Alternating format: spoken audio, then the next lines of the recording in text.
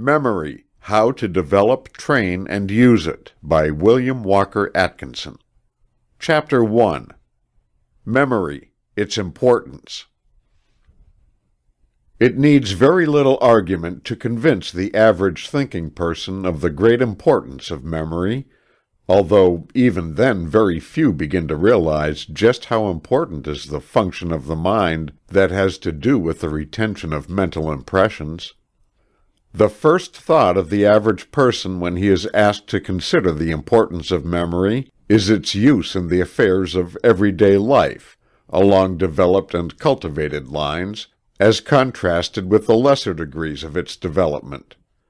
In short, one generally thinks of memory in its phase of a good memory as contrasted with the opposite phase of a poor memory. But there is a much broader and fuller meaning of the term than that of even this important phase. It is true that the success of the individual in his everyday business, profession, trade, or other occupation depends very materially upon the possession of a good memory. His value in any walk in life depends to a great extent upon the degree of memory he may have developed. His memory of faces, names, facts, events, circumstances, and other things concerning his everyday work is the measure of his ability to accomplish his task. And in the social intercourse of men and women, the possession of a retentive memory, well stocked with available facts, renders its possessor a desirable member of society. And in the higher activities of thought, the memory comes as an invaluable aid to the individual in marshaling the bits and sections of knowledge he may have acquired, and passing them in review before his cognitive faculties. Thus does the soul review its mental possessions. As Alexander Smith has said, "A man's real possession is his memory. In nothing else is he rich. In nothing else is he poor." Richter has said, "Memory is the only paradise from which we cannot be driven away. Grant but memory to us, and we can lose nothing by death."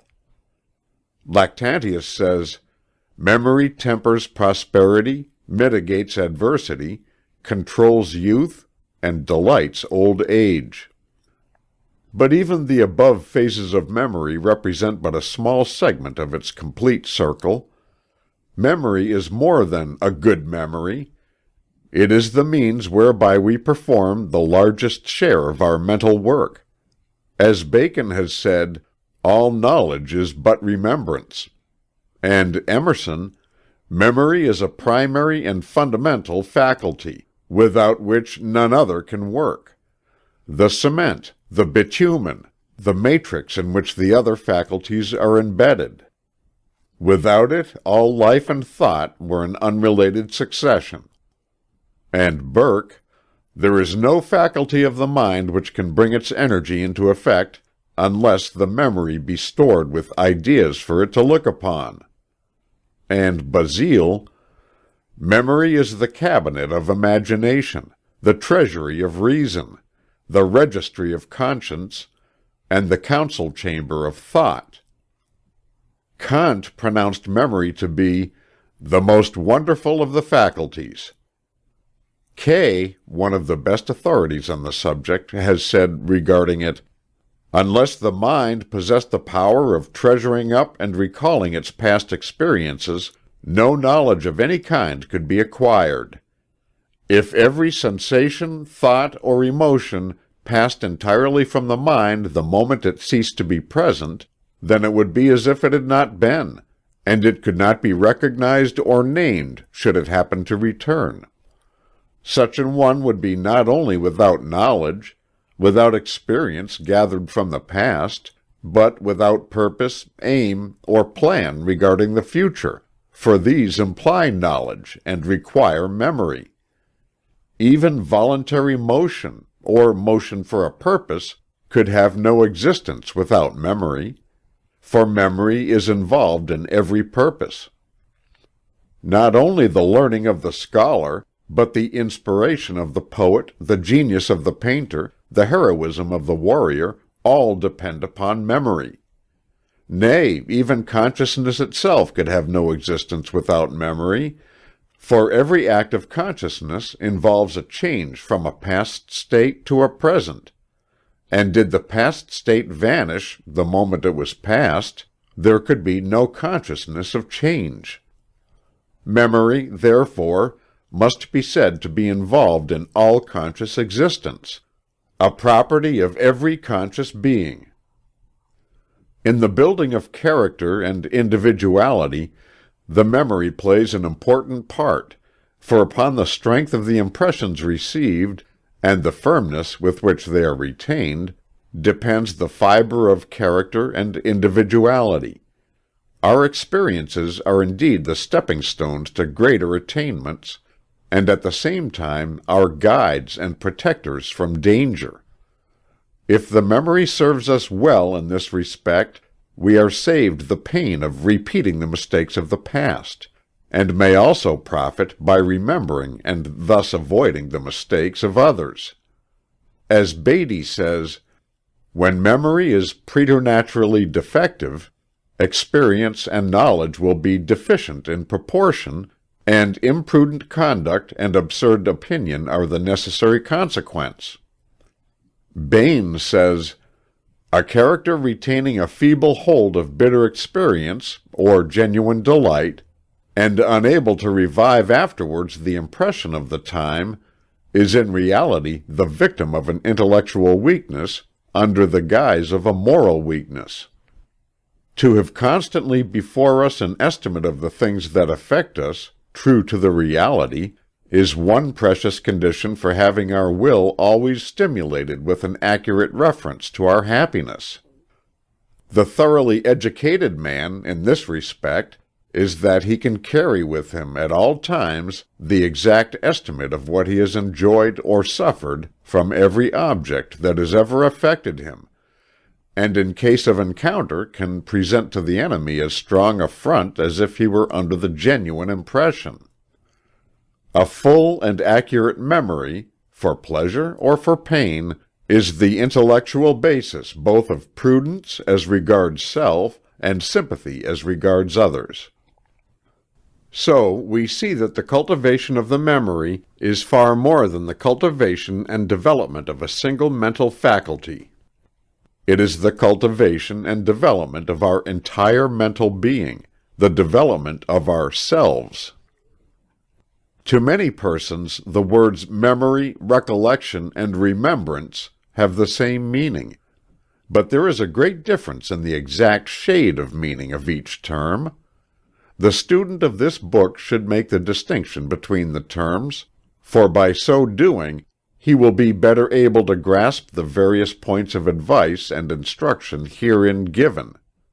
Let us examine these terms.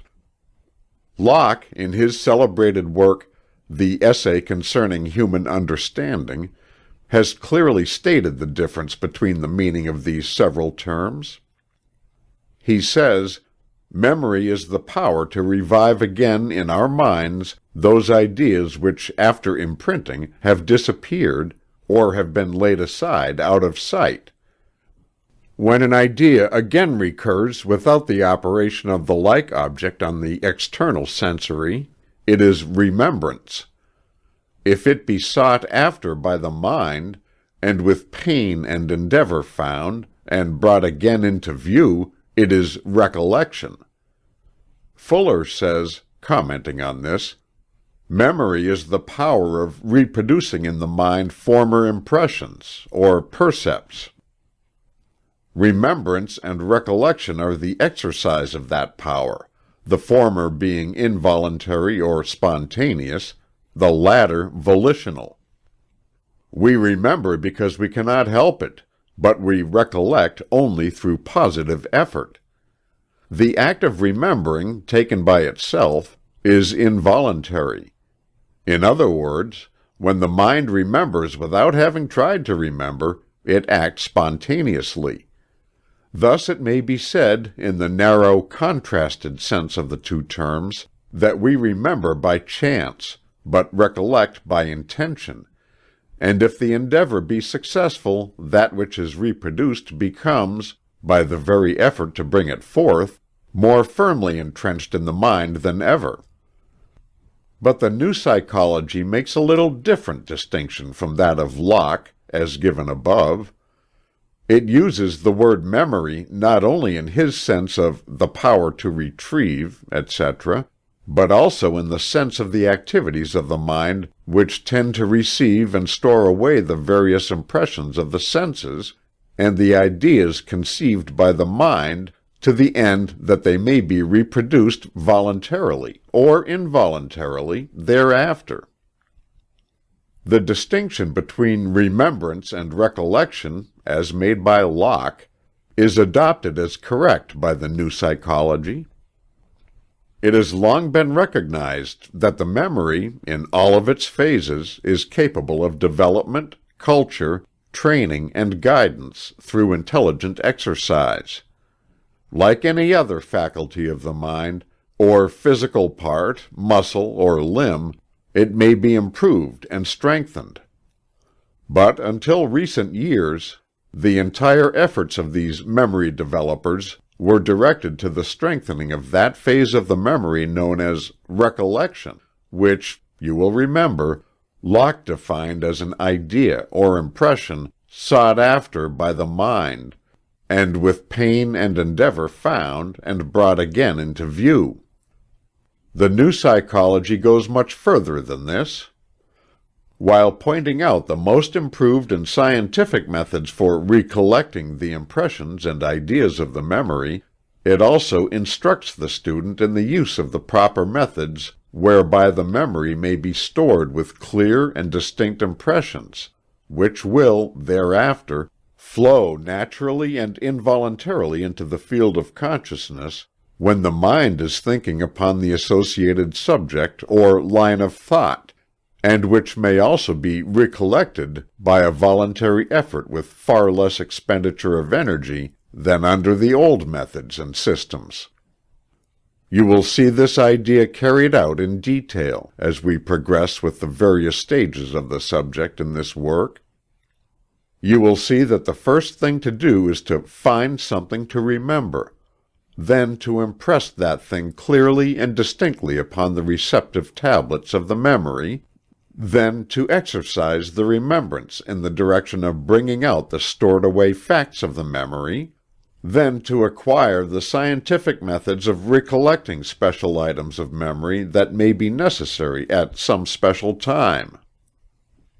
This is the natural method in memory cultivation, as opposed to the artificial systems that you will find mentioned in another chapter. It is not only development of the memory, but also development of the mind itself in several of its regions and phases of activity. It is not merely a method of recollecting, but also a method of correct seeing, thinking, and remembering. This method recognizes the truth of the verse of the poet Pope, who said, "Remembrance and reflection, how allied! What thin partitions sense from thought divide!" Chapter 2. Cultivation of the Memory. This book is written with the fundamental intention and idea of pointing out a rational and workable method whereby the memory may be developed, trained, and cultivated. Many persons seem to be under the impression that memories are bestowed by nature, in a fixed degree or possibilities, and that little more can be done for them. In short, that memories are born, not made.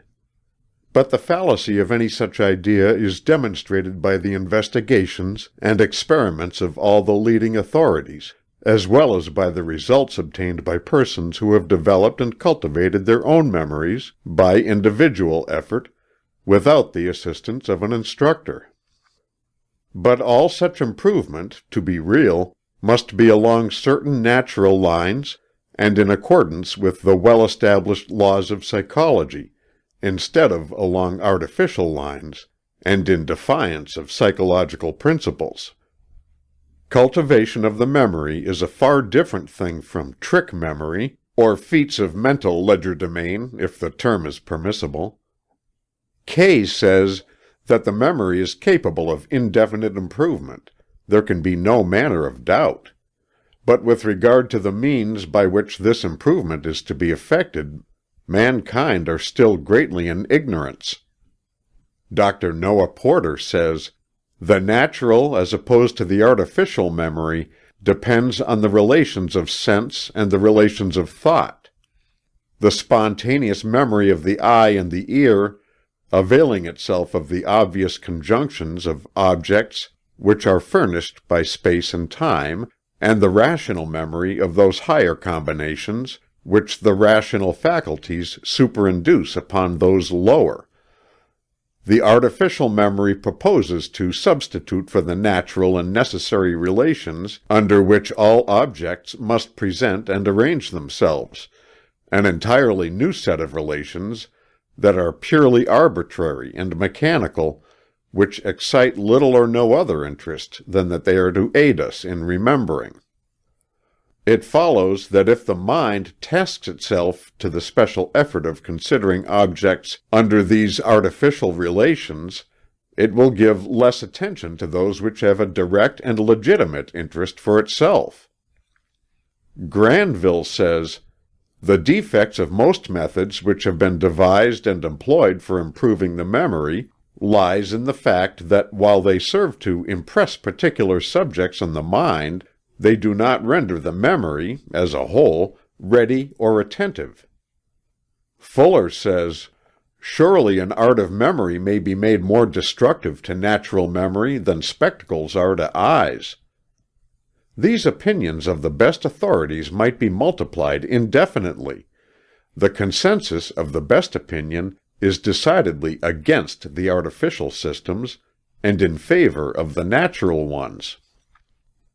Natural systems of memory culture are based upon the fundamental conception so well expressed by Helvetius several centuries ago, when he said, "The extent of the memory depends, first, on the daily use we make of it, secondly, upon the attention with which we consider the objects we would impress upon it, and thirdly, upon the order in which we range our ideas." This, then, is the list of the three essentials in the cultivation of the memory: 1. Use and exercise, review and practice; 2. Attention and interest; and 3. Intelligent association. You will find that in the several chapters of this book dealing with the various phases of memory, we urge first, last, and all the time, the importance of the use and employment of the memory, in the way of employment, exercise, practice, and review work. Like any other mental faculty, or physical function, the memory will tend to atrophy by disuse, and increase, strengthen, and develop by rational exercise and employment within the bounds of moderation. You develop a muscle by exercise. You train any special faculty of the mind in the same way, and you must pursue the same method in the case of the memory, if you would develop it. Nature's laws are constant, and bear a close analogy to each other. You will also notice the great stress that we lay upon the use of the faculty of attention, accompanied by interest. By attention you acquire the impressions that you file away in your mental record file of memory, and the degree of attention regulates the depth, clearness, and strength of the impression. Without a good record, you cannot expect to obtain a good reproduction of it. A poor phonographic record results in a poor reproduction, and the rule applies in the case of the memory as well.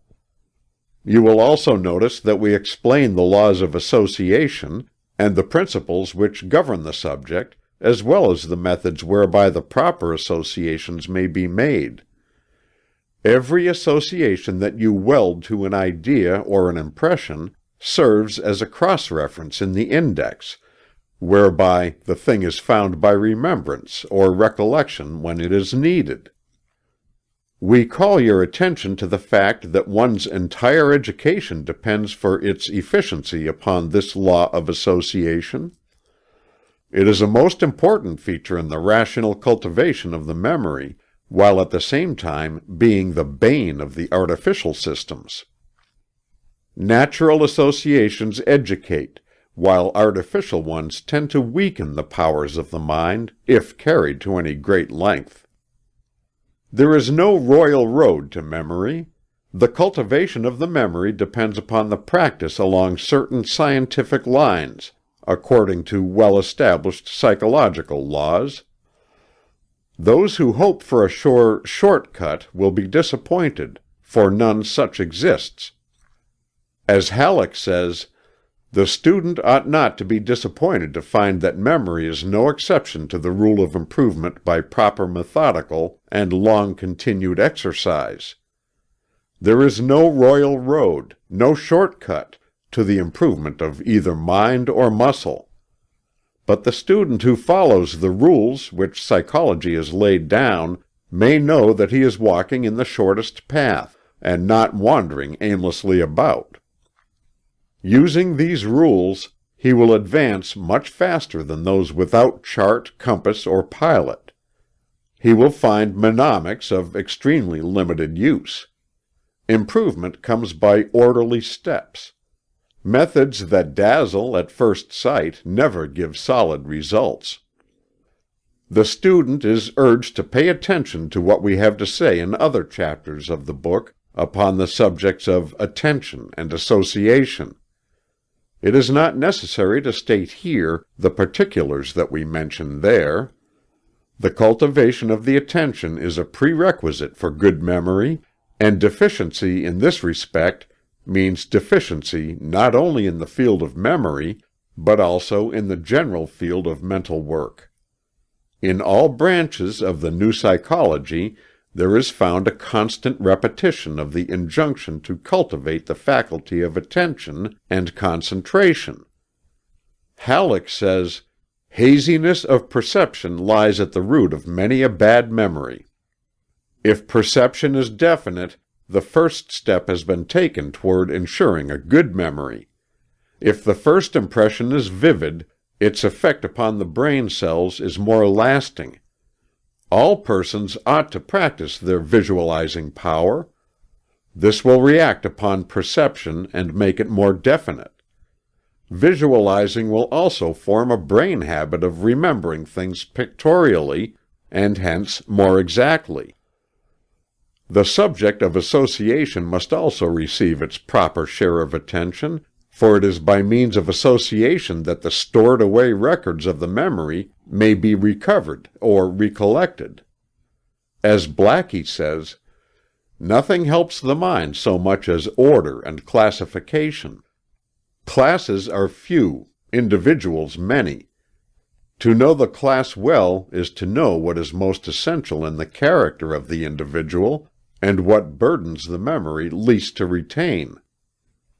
And as Halleck says regarding the subject of association by relation, "Whenever we can discover any relation between facts, it is far easier to remember them." The intelligent law of memory may be summed up in these words: endeavor to link by some thought relation each new mental acquisition to an old one. Bind new facts to other facts by relations of similarity, cause and effect, whole and part, or by any logical relation, and we shall find that when an idea occurs to us, a host of related ideas will flow into the mind. If we wish to prepare a speech or write an article on any subject, pertinent illustrations will suggest themselves.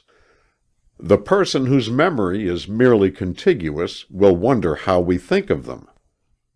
In your study for the cultivation of the memory, along the lines laid down in this book, you have read the first chapter thereof, and have informed yourself thoroughly regarding the importance of the memory to the individual, and what a large part it plays in the entire work of the mind.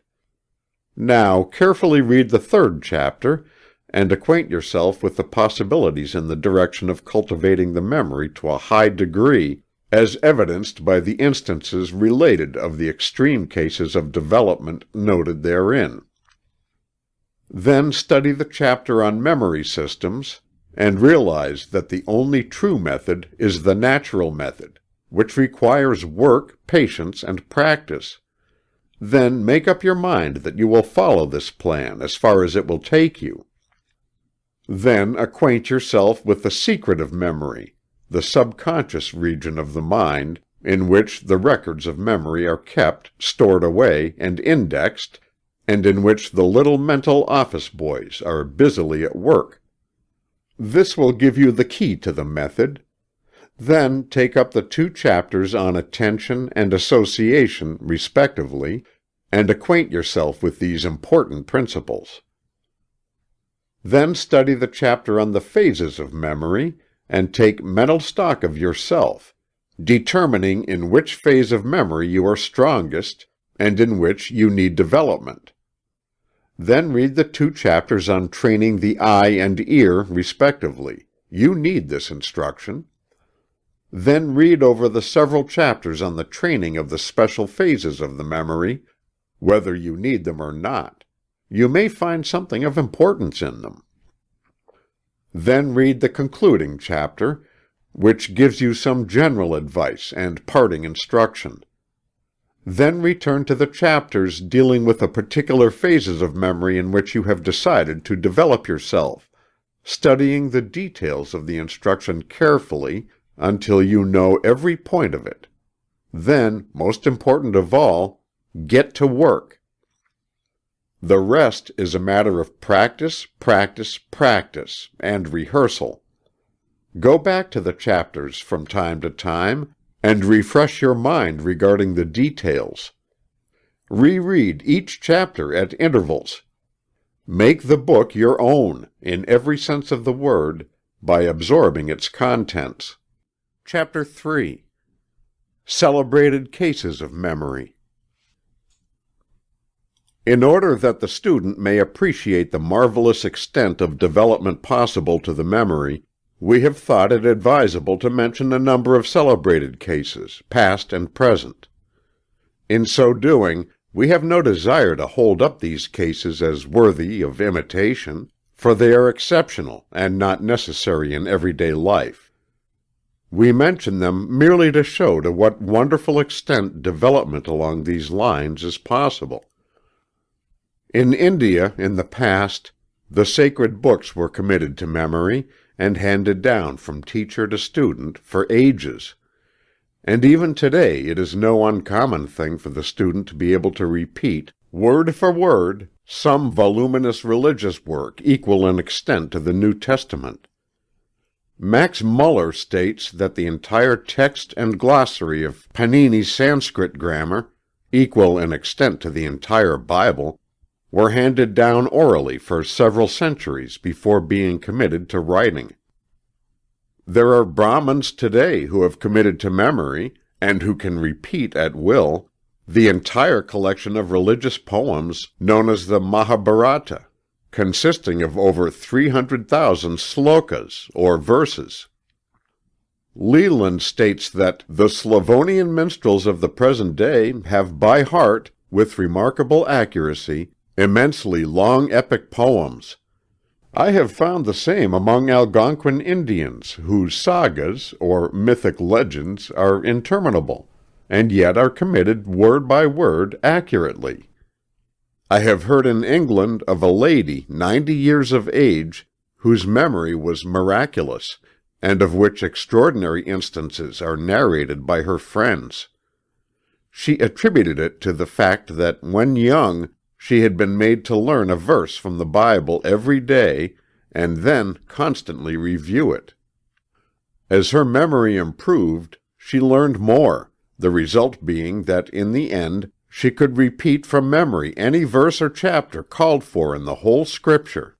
It is related that Mithridates, the ancient warrior king, knew the name of every soldier in his great army, and conversed fluently in 22 dialects. Pliny relates that Charmides could repeat the contents of every book in his large library. Hortensius, the Roman orator, had a remarkable memory which enabled him to retain and recollect the exact words of his opponent's argument, without making a single notation. On a wager, he attended a great auction sale which lasted over an entire day, and then called off in their proper order every object sold, the name of its purchaser, and the price thereof. Seneca is said to have acquired the ability to memorize several thousand proper names, and to repeat them in the order in which they had been given him, and also to reverse the order, and call off the list backward. He also accomplished the feat of listening to several hundred persons, each of whom gave him a verse, memorizing the same as they proceeded, and then repeating them word for word in the exact order of their delivery, and then reversing the process, with complete success. Eusebius stated that only the memory of Esdras saved the Hebrew Scriptures to the world, for when the Chaldeans destroyed the manuscripts, Esdras was able to repeat them word by word to the scribes, who then reproduced them. The Mohammedan scholars are able to repeat the entire text of the Koran, letter perfect. Scaliger committed the entire text of the Iliad and the Odyssey in 3 weeks. Ben Jonson is said to have been able to repeat all of his own works from memory with the greatest ease. Bulwer could repeat the Odes of Horace from memory. Pascal could repeat the entire Bible from beginning to end, as well as being able to recall any given paragraph, verse, line, or chapter. Landor is said to have read a book but once, when he would dispose of it, having impressed it upon his memory, to be recalled years after if necessary. Byron could recite all of his own poems. Buffon could repeat his works from beginning to end. Bryant possessed the same ability to repeat his own works. Bishop Saunderson could repeat the greater part of Juvenal and Persius, all of Tully, and all of Horace. Fedosova, a Russian peasant, could repeat over 25,000 poems, folk songs, legends, fairy tales, war stories, etc., when she was over 70 years of age. The celebrated Blind Alec, an aged Scottish beggar, could repeat any verse in the Bible called for, as well as the entire text of all the chapters and books. The newspapers a few years ago contained the accounts of a man named Clark who lived in New York City. He is said to have been able to give the exact presidential vote in each state of the Union since the first election. He could give the population in every town of any size in the world, either present or in the past, providing there was a record of the same.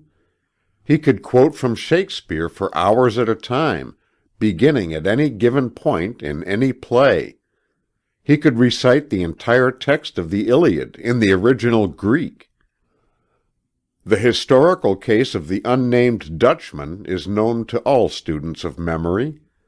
This man is said to have been able to take up a fresh newspaper, to read it all through, including the advertisements, and then to repeat its contents, word for word, from beginning to end. On one occasion, he is said to have heaped wonder upon wonder by repeating the contents of the paper backward, beginning with the last word and ending with the first. Lyon, the English actor, is said to have duplicated this feat, using a large London paper and including the market quotations, reports of the debates in Parliament, the railroad timetables, and the advertisements. A London waiter is said to have performed a similar feat, on a wager, he memorizing and correctly repeating the contents of an 8-page paper. One of the most remarkable instances of extraordinary memory known to history is that of the child Christian Meineken. When less than 4 years of age, he could repeat the entire Bible, 200 hymns, 5,000 Latin words, and much ecclesiastical history, theory, dogmas, arguments, and an encyclopedic quantity of theological literature. He is said to have practically retained every word that was read to him. His case was abnormal, and he died at an early age. John Stuart Mill is said to have acquired a fair knowledge of Greek at the age of 3 years, and to have memorized Hume, Gibbon, and other historians at the age of 8. Shortly after, he mastered and memorized Herodotus, Xenophon, some of Socrates, and 6 of Plato's dialogues. Richard Porson is said to have memorized the entire text of Homer, Horace, Cicero, Virgil, Livy, Shakespeare, Milton, and Gibbon. He is said to have been able to memorize any ordinary novel at one careful reading, and to have several times performed the feat of memorizing the entire contents of some English monthly review. De Rossi was able to perform the feat of repeating 100 lines from any of the 4 great Italian poets, provided he was given a line at random from their works, his 100 lines following immediately after the given line. Of course, this feat required the memorizing of the entire works of those poets, and the ability to take up the repetition from any given point, the latter feature being as remarkable as the former. There have been cases of printers being able to repeat, word for word, books of which they had set the type. Professor Lawson was able to teach his classes of the Scriptures without referring to the book.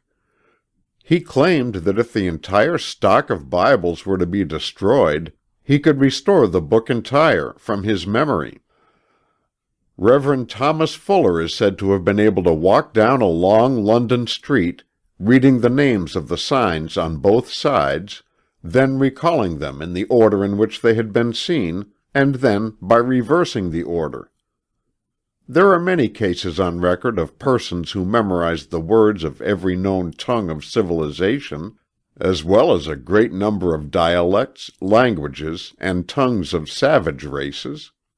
Bossuet had memorized the entire Bible, and Homer, Horace, and Virgil beside. Niebuhr, the historian, was once employed in a government office, the records of which were destroyed.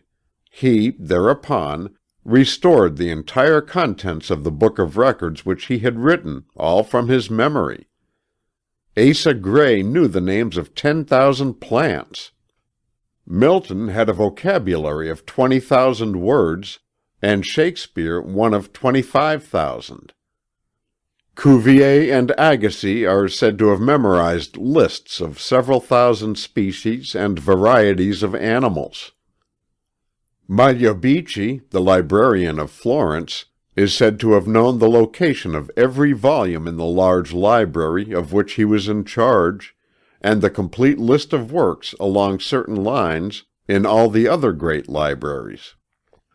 He once claimed that he was able to repeat titles of over 500,000 of books in many languages and upon many subjects. In nearly every walk of life are to be found persons with memories wonderfully developed along the lines of their particular occupation. Librarians possess this faculty to an unusual degree.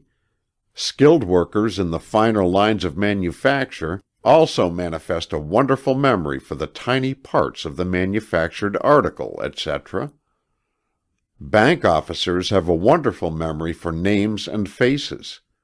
Some lawyers are able to recall cases quoted in the authorities, years after they have read them.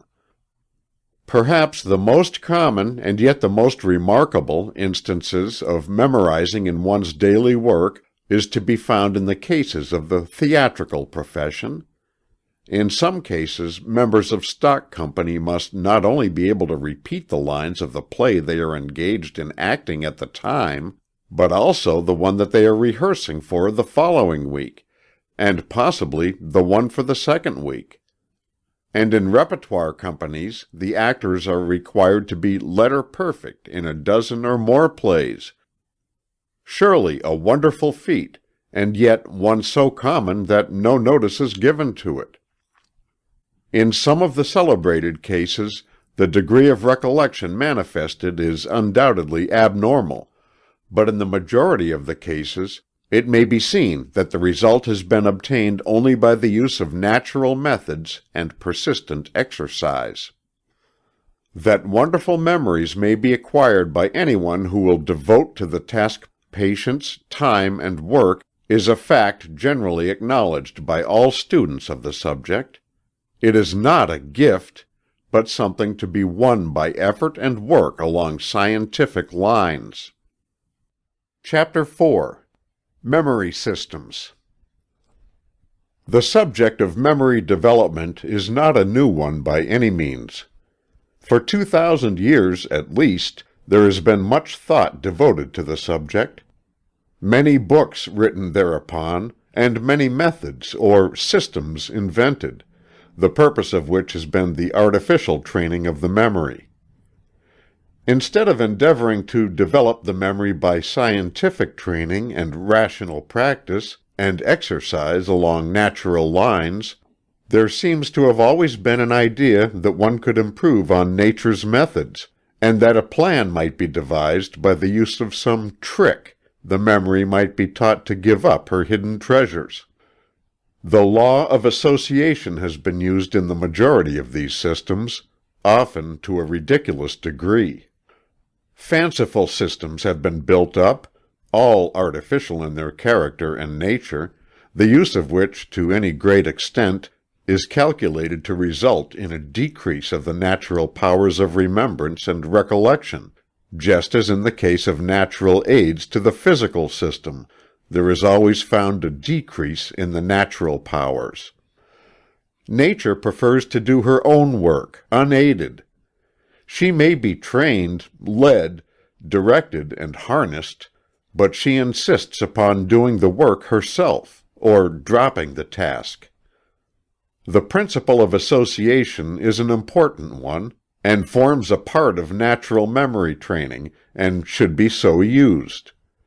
But when pressed into service in many of the artificial systems, the result is the erection of a complex and unnatural mental mechanism, which is no more an improvement upon the natural methods than a wooden leg is an improvement upon the original limb.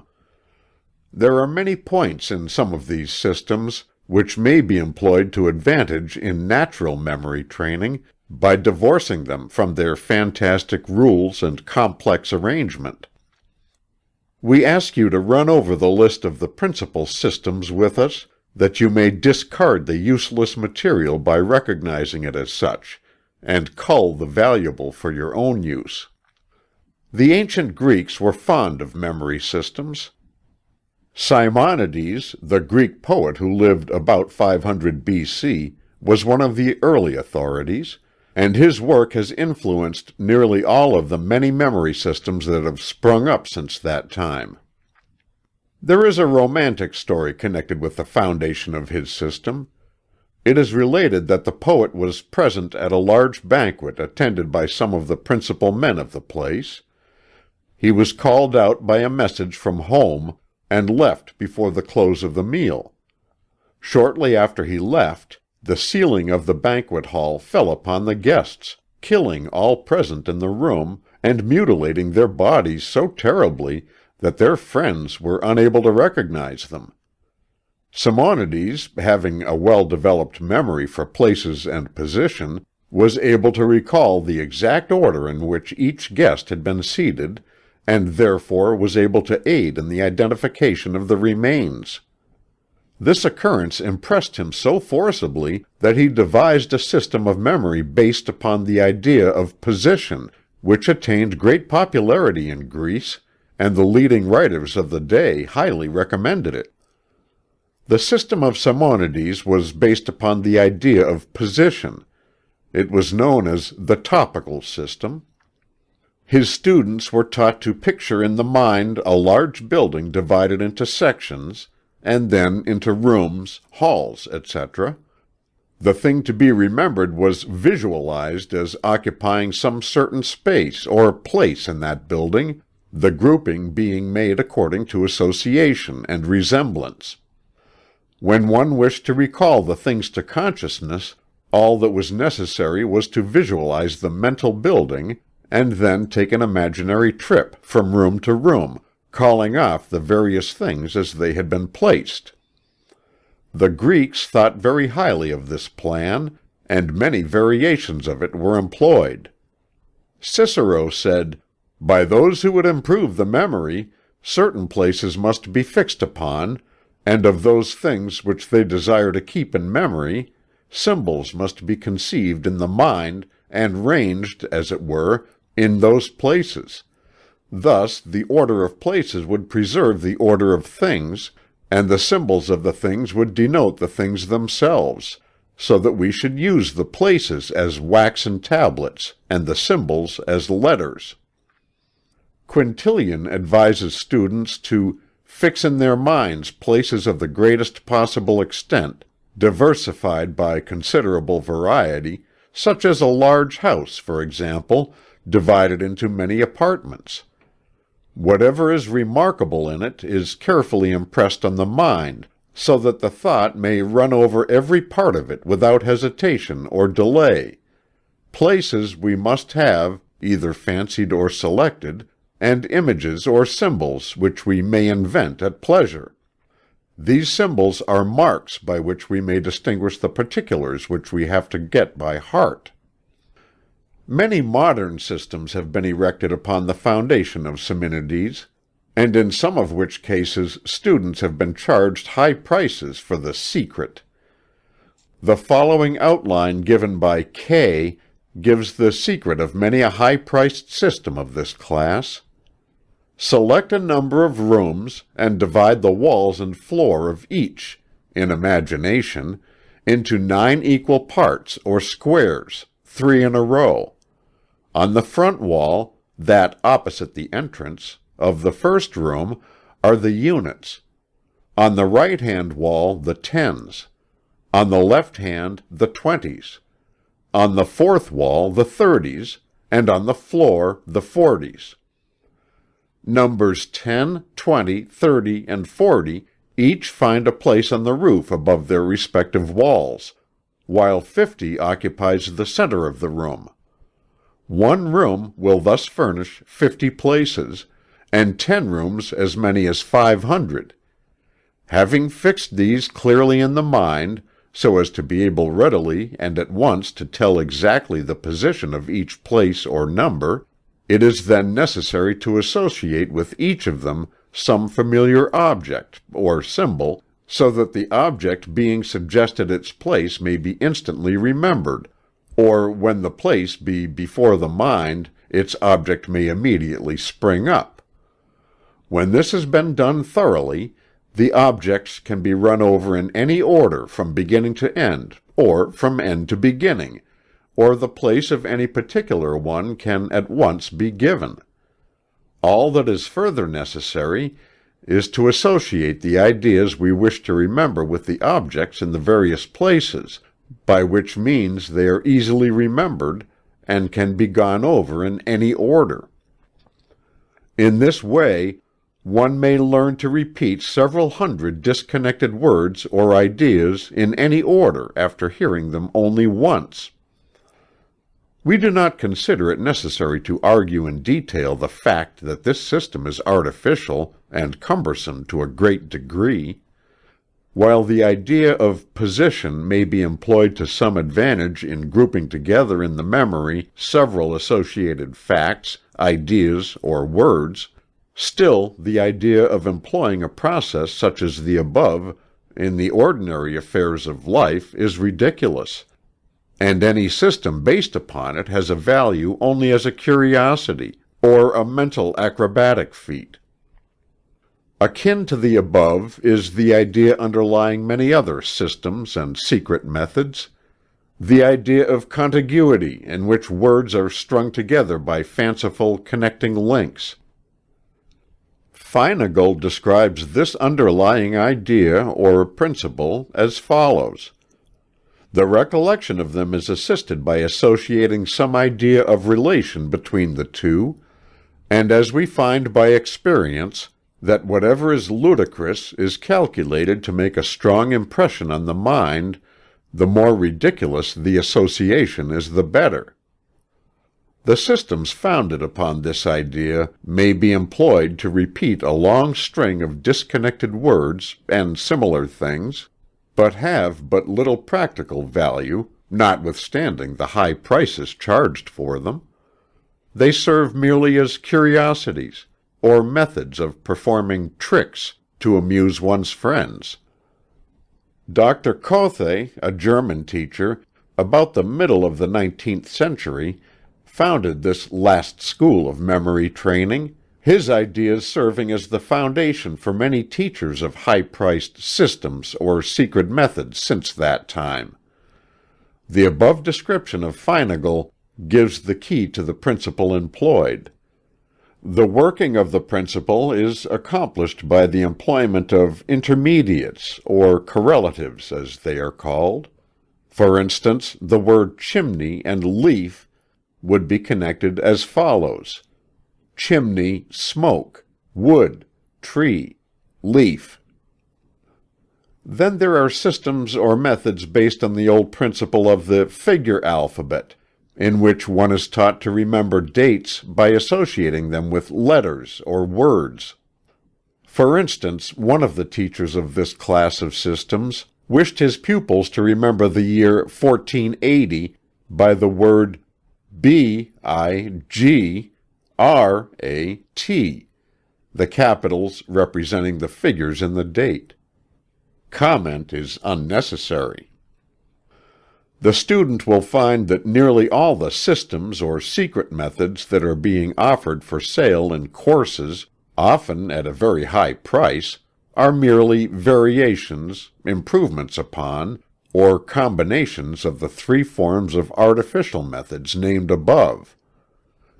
New changes are constantly being worked on these old plans, new tunes played on the same old instruments, new chimes sounded from the same old bells. And the result is ever the same in these cases: disappointment and disgust. There are a few natural systems on the market, nearly all of which contain information and instructions that make them worth the price at which they are sold. As for the others, well, judge for yourself after purchasing them if you so desire. Regarding these artificial and fanciful systems, Kay says, "All such systems for the improvement of the memory belong to what we have considered the first or lowest form of it. They are for the most part based on light or foolish associations, which have little foundation in nature, and are hence of little practical utility, and they do not tend to improve or strengthen the memory as a whole." Bacon says that these systems are barren and useless, adding, "For immediately to repeat a multitude of names or words once repeated before, I esteem no more than rope dancing, antic postures, and feats of activity, and indeed they are nearly the same things, the one being the abuse of the bodily as the other of the mental powers, and though they may cause admiration, they cannot be highly esteemed." And as another authority has said, "The systems of mnemonics as taught are no better than crutches, useful to those who cannot walk, but impediments and hindrances to those who have the use of their limbs, and who only require to exercise them properly in order to have the full use of them." In this work there shall be no attempt to teach any of these trick systems that the student may perform for the amusement of his friends. Instead, there is only the desire to aid in developing the power to receive impressions, to register them upon the memory, and readily to reproduce them at will, naturally and easily. The lines of natural mental action will be followed throughout. The idea of this work is not to teach how one may perform feats of memory, but instead to instruct in the intelligent and practical use of the memory in the affairs of everyday life and work. Chapter 5. The Subconscious Record File. The old writers on the subject were wont to consider the memory as a separate faculty of the mind, but this idea disappeared before the advancing tide of knowledge which resulted in the acceptance of the conception now known as the New Psychology. This new conception recognizes the existence of a vast, out-of-consciousness region of the mind, one phase of which is known as the subconscious mind, or the subconscious field of mental activities. In this field of mentation, the activities of memory have their seat. A careful consideration of the subject brings the certainty that the entire work of the memory is performed in this subconscious region of the mind. Only when the subconscious record is represented to the conscious field and recollection or remembrance results does the memorized idea or impression emerge from the subconscious region. An understanding of this fact simplifies the entire subject of the memory and enables us to perfect plans and methods whereby the memory may be developed, improved, and trained by means of the direction of the subconscious activities by the use of the conscious faculties and the will. Hearing says, "Memory is a faculty not only of our conscious states, but also, and much more so, of our unconscious ones." Kay says, "It is impossible to understand the true nature of memory, or how to train it aright, unless we have a clear conception of the fact that there is much in the mind of which we are unconscious. The highest form of memory, as of all mental powers, is the unconscious, when what we wish to recall comes to us spontaneously, without any conscious thought or search for it. Frequently, when we wish to recall something that has previously been in the mind, we are unable to do so by any conscious effort of the will. But we turn the attention to something else, and after a time, the desired information comes up spontaneously when we are not consciously thinking of it." Carpenter says, "There is the working of a mechanism beneath the consciousness which, when once set going, runs on of itself, and which is more likely to evolve the desired result when the conscious activity of the mind is exerted in a direction altogether different. This subconscious region of the mind is the great record file of everything we have ever experienced, thought, or known. Everything is recorded there. The best authorities now generally agree that there is no such thing as an absolute forgetting of even the most minute impression, notwithstanding the fact that we may be unable to recollect or remember it, owing to its faintness or lack of associated indexing. It is held that everything is to be found in that subconscious index file, if we can only manage to find its place." Kay says, "In like manner, we believe that every impression or thought that has once before consciousness remains ever afterward impressed upon the mind. It may never again come up before consciousness, but it will doubtless remain in that vast ultra-conscious region of the mind, unconsciously molding and fashioning our subsequent thoughts and actions. It is only a small part of what exists in the mind that we are conscious of. There is always much that is known to be in the mind that exists in it unconsciously, and must be stored away somewhere. We may be able to recall it into consciousness when we wish to do so, but at other times the mind is unconscious of its existence. Further, everyone's experience must tell him that there is much in his mind that he cannot always recall when he may wish to do so, much that he can recover only after a labored search, or that he may search for in vain at the time, but which may occur to him afterwards, when perhaps he is not thinking about it. Again, much that we probably would never be able to recall, or that would not recur to us under ordinary circumstances, we may remember to have had in the mind when it is mentioned to us by others. In such a case, there must still have remained some trace or scintilla of it in the mind before we could recognize it as having been there before. Morel says, "We have every reason to believe that mental power, when once called forth, follows the analogy of everything we see in the material universe in the fact of its perpetuity. Every single effort of mind is a creation which can never go back again into nonentity. It may slumber in the depths of forgetfulness, as light and heat slumber in the coal seams, but there it is, ready at the bidding of some appropriate stimulus to come again out of the darkness into the light of consciousness." Beatty says, "That which has been long forgotten, nay, that which we have often in vain endeavored to recollect, will sometimes, without an effort of ours, occur to us on a sudden, and, if I may so speak, of its own accord."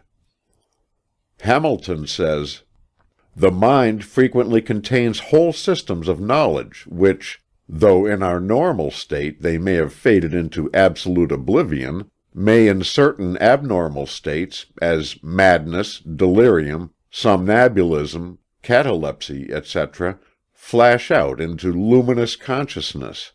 For example, there are cases in which the extinct memory of whole languages were suddenly restored." Lecky says, "It is now fully established that a multitude of events which are so completely forgotten that no effort of the will can retrieve them, and that the statement of them calls up no reminiscences, may nevertheless be, so to speak, embedded in the memory, and may be reproduced with intense vividness under certain physical conditions." In proof of the above, the authorities give many instances recorded in scientific annals.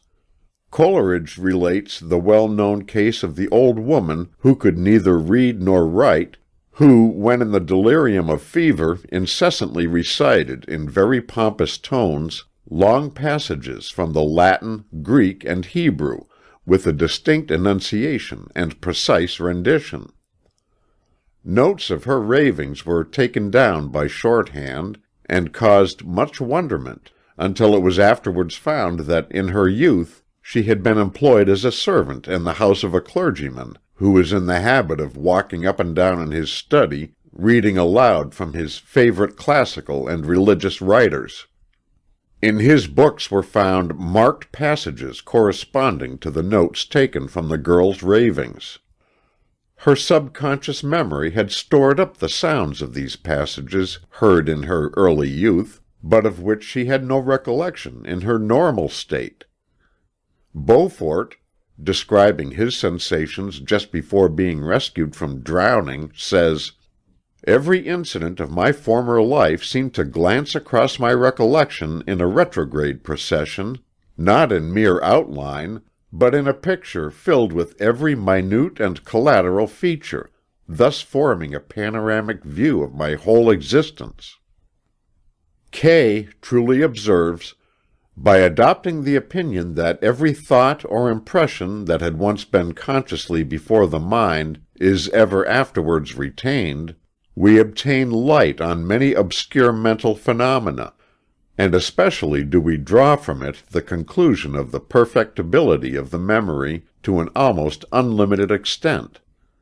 We cannot doubt that, could we penetrate to the lowest depths of our mental nature, we should there find traces of every impression we have received, every thought we have entertained, and every act we have done through our past life, each one making its influence felt in the way of building up our present knowledge, or in guiding our everyday actions. And if they persist in the mind, might it not be possible to recall most, if not all of them, into consciousness when we wish to do so, if our memories or powers of recollection were what they should be?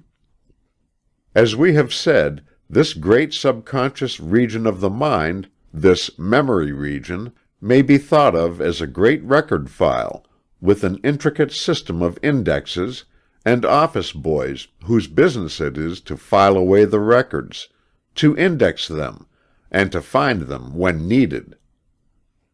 The records record only what we have impressed upon them by the attention, the degree of depth and clearness, depending entirely upon the degree of attention which we bestowed upon the original impression. We can never expect to have the office boys of the memory bring up anything that they have not been given to file away. The indexing and cross-references are supplied by the association existing between the various impressions. The more cross-references or associations that are connected with an idea, thought, or impression that is filed away in the memory, the greater the chances of it being found readily when wanted. These two features of attention and association, and the parts they play in the phenomena of memory, are mentioned in detail in other chapters of this book. These little office boys of the memory are an industrious and willing lot of little chaps, but like all boys, they do their best work when kept in practice. Idleness and lack of exercise cause them to become slothful and careless, and forgetful of the records under their charge. A little fresh exercise and work soon take the cobwebs out of the brains, and they spring eagerly to their tasks.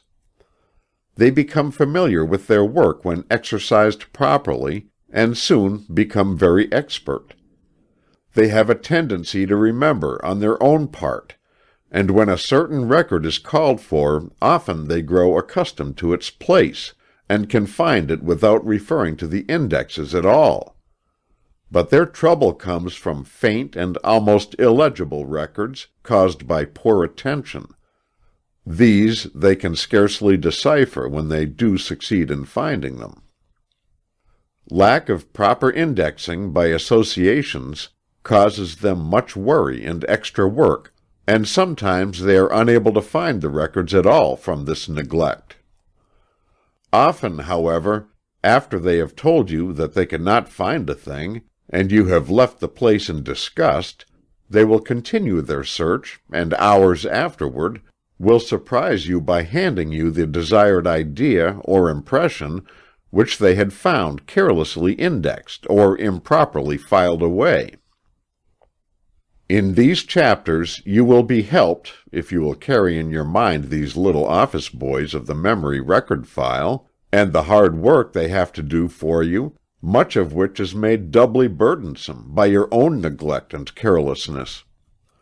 Treat these little fellows right, and they will work overtime for you, willingly and joyfully. But they need your assistance and encouragement, and an occasional word of praise and commendation. Chapter 6. Attention.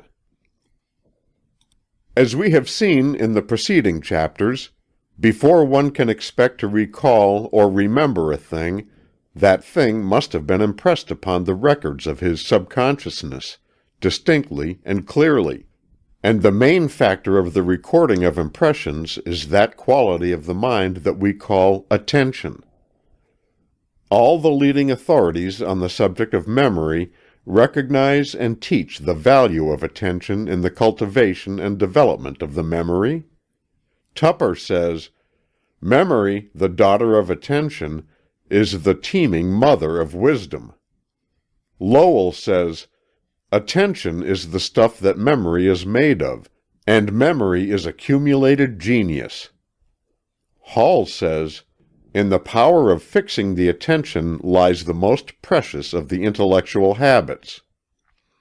Locke says, "When the ideas that offer themselves are taken notice of, and, as it were, registered in the memory, it is attention." Stewart says, "The permanence of the impression which anything leaves on the memory is proportionate to the degree of attention which was originally given to it." Thomson says, "The experiences most permanently impressed upon consciousness are those upon which the greatest amount of attention has been fixed." Beattie says, "The force wherewith anything strikes the mind is generally in proportion to the degree of attention bestowed upon it. The great art of memory is attention. Inattentive people have always bad memories. Kay says, "It is generally held by philosophers that without some degree of attention no impression of any duration could be made on the mind, or laid up in the memory." Hamilton says, "It is a law of the mind that the intensity of the present consciousness determines the vivacity of the future memory. Memory and consciousness are thus in the direct ratio of each other. Vivid consciousness, long memory. Faint consciousness, short memory. No consciousness, no memory.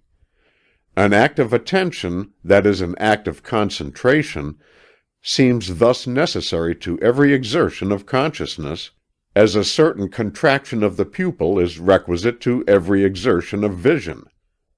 Attention, then, is to consciousness what the contraction of the pupil is to sight, or to the eye of the mind what the microscope or telescope is to the bodily eye. It constitutes the better half of all intellectual power." We have quoted from the above authorities at considerable length, for the purpose of impressing upon your mind the importance of this subject of attention. The subconscious regions of the mind are the great storehouses of the mental records of impressions from within and without. Its great system of filing, recording, and indexing these records constitute that which we call memory. But before any of this work is possible, impressions must first have been received. And, as you may see from the quotations just given, these impressions depend upon the power of attention given to the things making the impressions. If there has been given great attention, there will be clear and deep impressions. If there has been given but average attention, there will be but average impressions. If there has been given but faint attention, there will be but faint impressions. If there has been given no attention, there will be no records. One of the most common causes of poor attention is to be found in the lack of interest. We are apt to remember the things in which we have been most interested, because in that outpouring of interest there has been a high degree of attention manifested. A man may have a very poor memory for many things, but when it comes to the things in which his interest is involved, he often remembers the most minute details.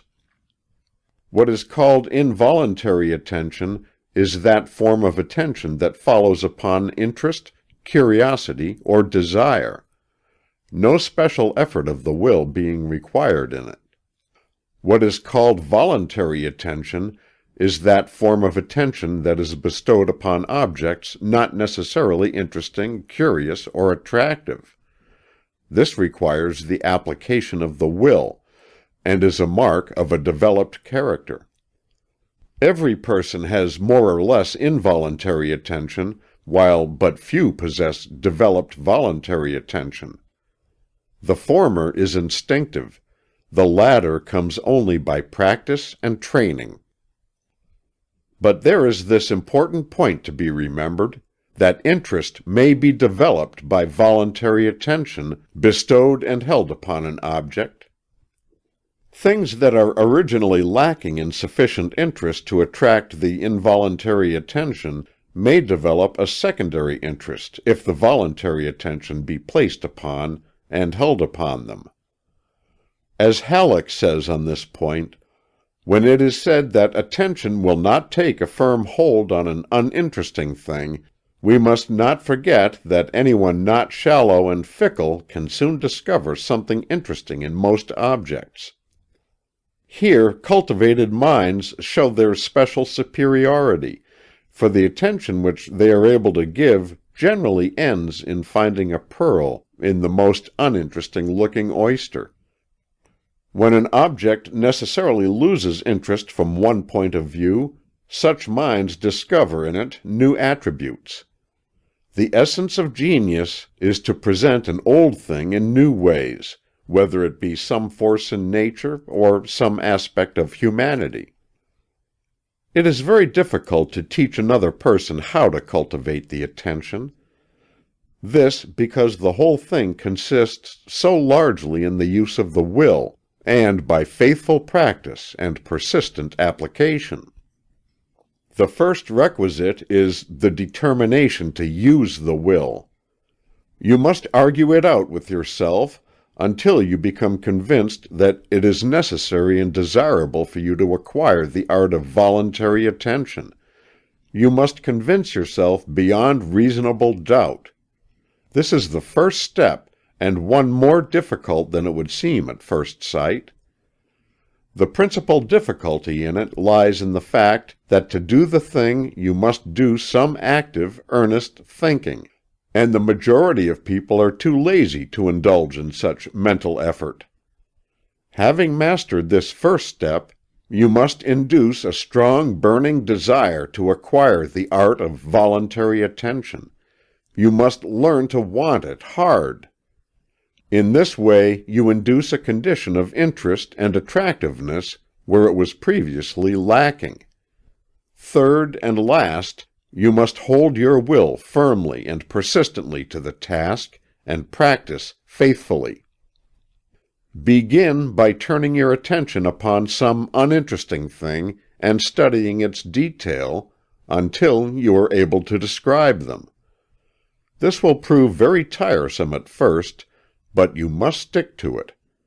Do not practice too long at a time at first. Take a rest and try it again later. You will soon find that it comes easier, and that a new interest is beginning to manifest itself in the task. Examine this book as practice. Learn how many pages there are in it, how many chapters, how many pages in each chapter, the details of type, printing, and binding, all the little things about it, so that you could give another person a full account of the minor details of the book. This may seem uninteresting, and so it will be at first, but a little practice will create a new interest in the petty details, and you will be surprised at the number of little things that you will notice. This plan, practiced on many things in spare hours, will develop the power of voluntary attention and perception in anyone, no matter how deficient he may have been in these things. If you can get someone else to join in the game task with you, and then each endeavor to excel the other in finding details, the task will be much easier, and better work will be accomplished. Begin to take notice of things about you, the places you visit, the things in the rooms, etc. In this way, you will start the habit of noticing things, which is the first requisite for memory development. Halleck gives the following excellent advice on this subject. To look at a thing intelligently is the most difficult of all arts. The first rule for the cultivation of accurate perception is, do not try to perceive the whole of a complex object at once. Take the human face as an example. A man, holding an important position to which he has been elected, offended many people because he could not remember faces, and hence failed to recognize individuals the second time he met them. His trouble was in looking at the countenance as a whole. When he changed his method of observation, and noticed carefully the nose, mouth, eyes, chin, and color of hair, he at once began to find recognition easier. He was no longer in difficulty of mistaking A for B, since he remembered that the shape of B's nose was different, or the color of his hair at least 3 shades lighter. This example shows that another rule can be formulated. Pay careful attention to details. We are perhaps asked to give a minute description of the exterior of a somewhat noted suburban house that we have lately seen. We reply in general terms, giving the size and color of the house. Perhaps we also have an idea of part of the material used in the exterior construction. We are asked to be exact about the shape of the door, porch, roof, chimneys, and windows, whether the windows are plain or circular, whether they have cornices, or whether the trimmings around them are of the same material as the rest of the house. A friend who will be unable to see the house wishes to know definitely about the angles of the roof and the way the windows are arranged with reference to them. Unless we can answer these questions exactly, we merely tantalize our friends by telling them we have seen the house. To see an object merely as an undiscriminated mass of something in a certain place is to do no more than a donkey accomplishes as he trots along. There are 3 general rules that may be given in this matter of bestowing the voluntary attention in the direction of actually seeing things instead of merely looking at them. The first is, make yourself take an interest in the thing. The second, see it as if you were taking note of it in order to repeat its details to a friend. This will force you to take notice.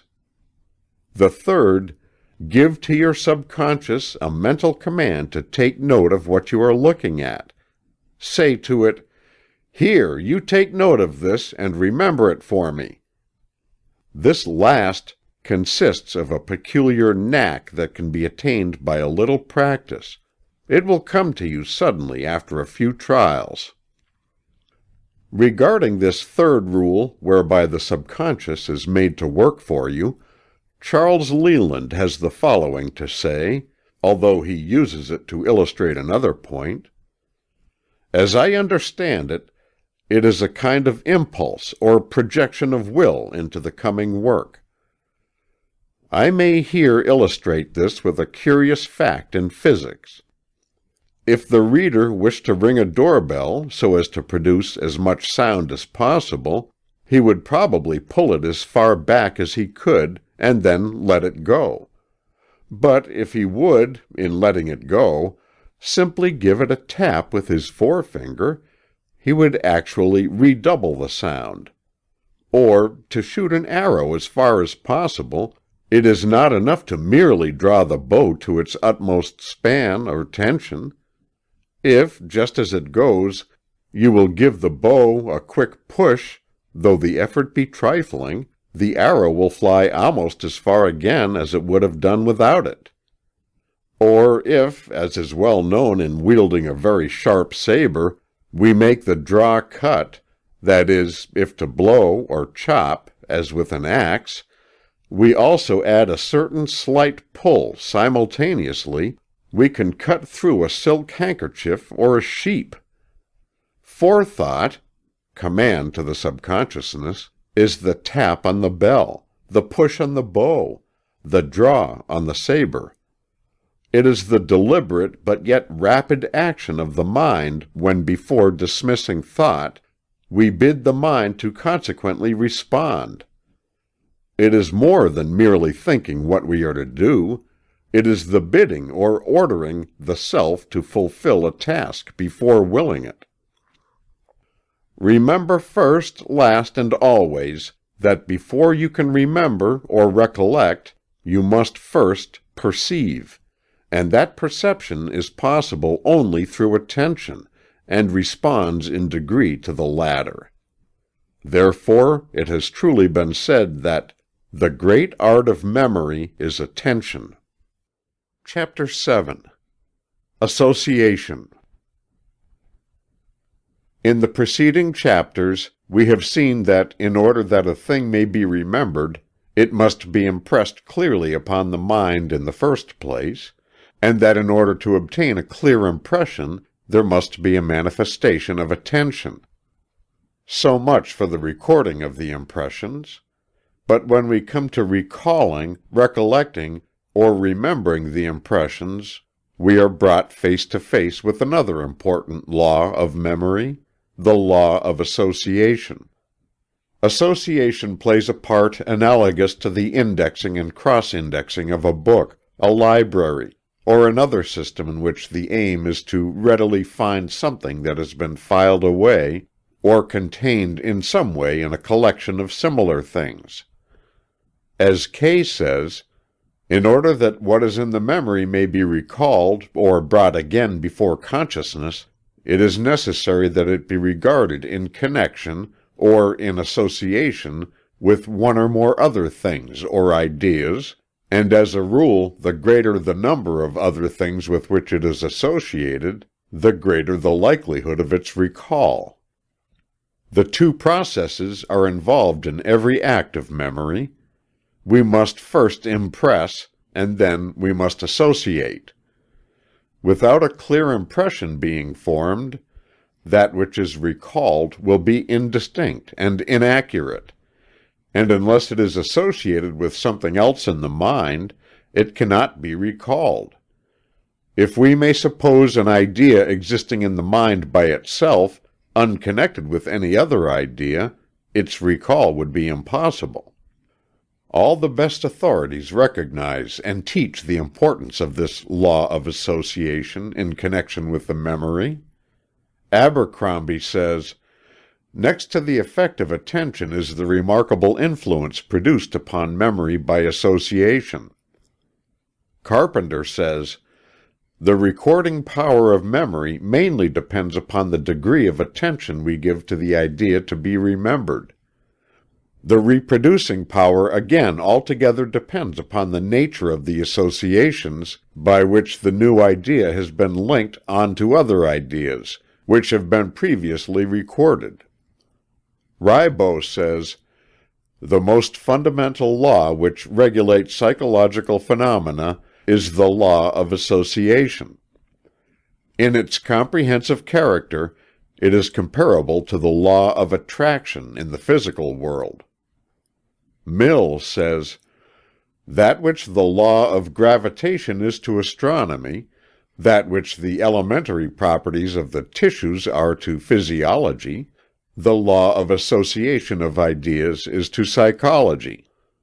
Stewart says, "The connection between memory and the association of ideas is so striking that it has been supposed by some that the whole of the phenomena might be resolved into this principle.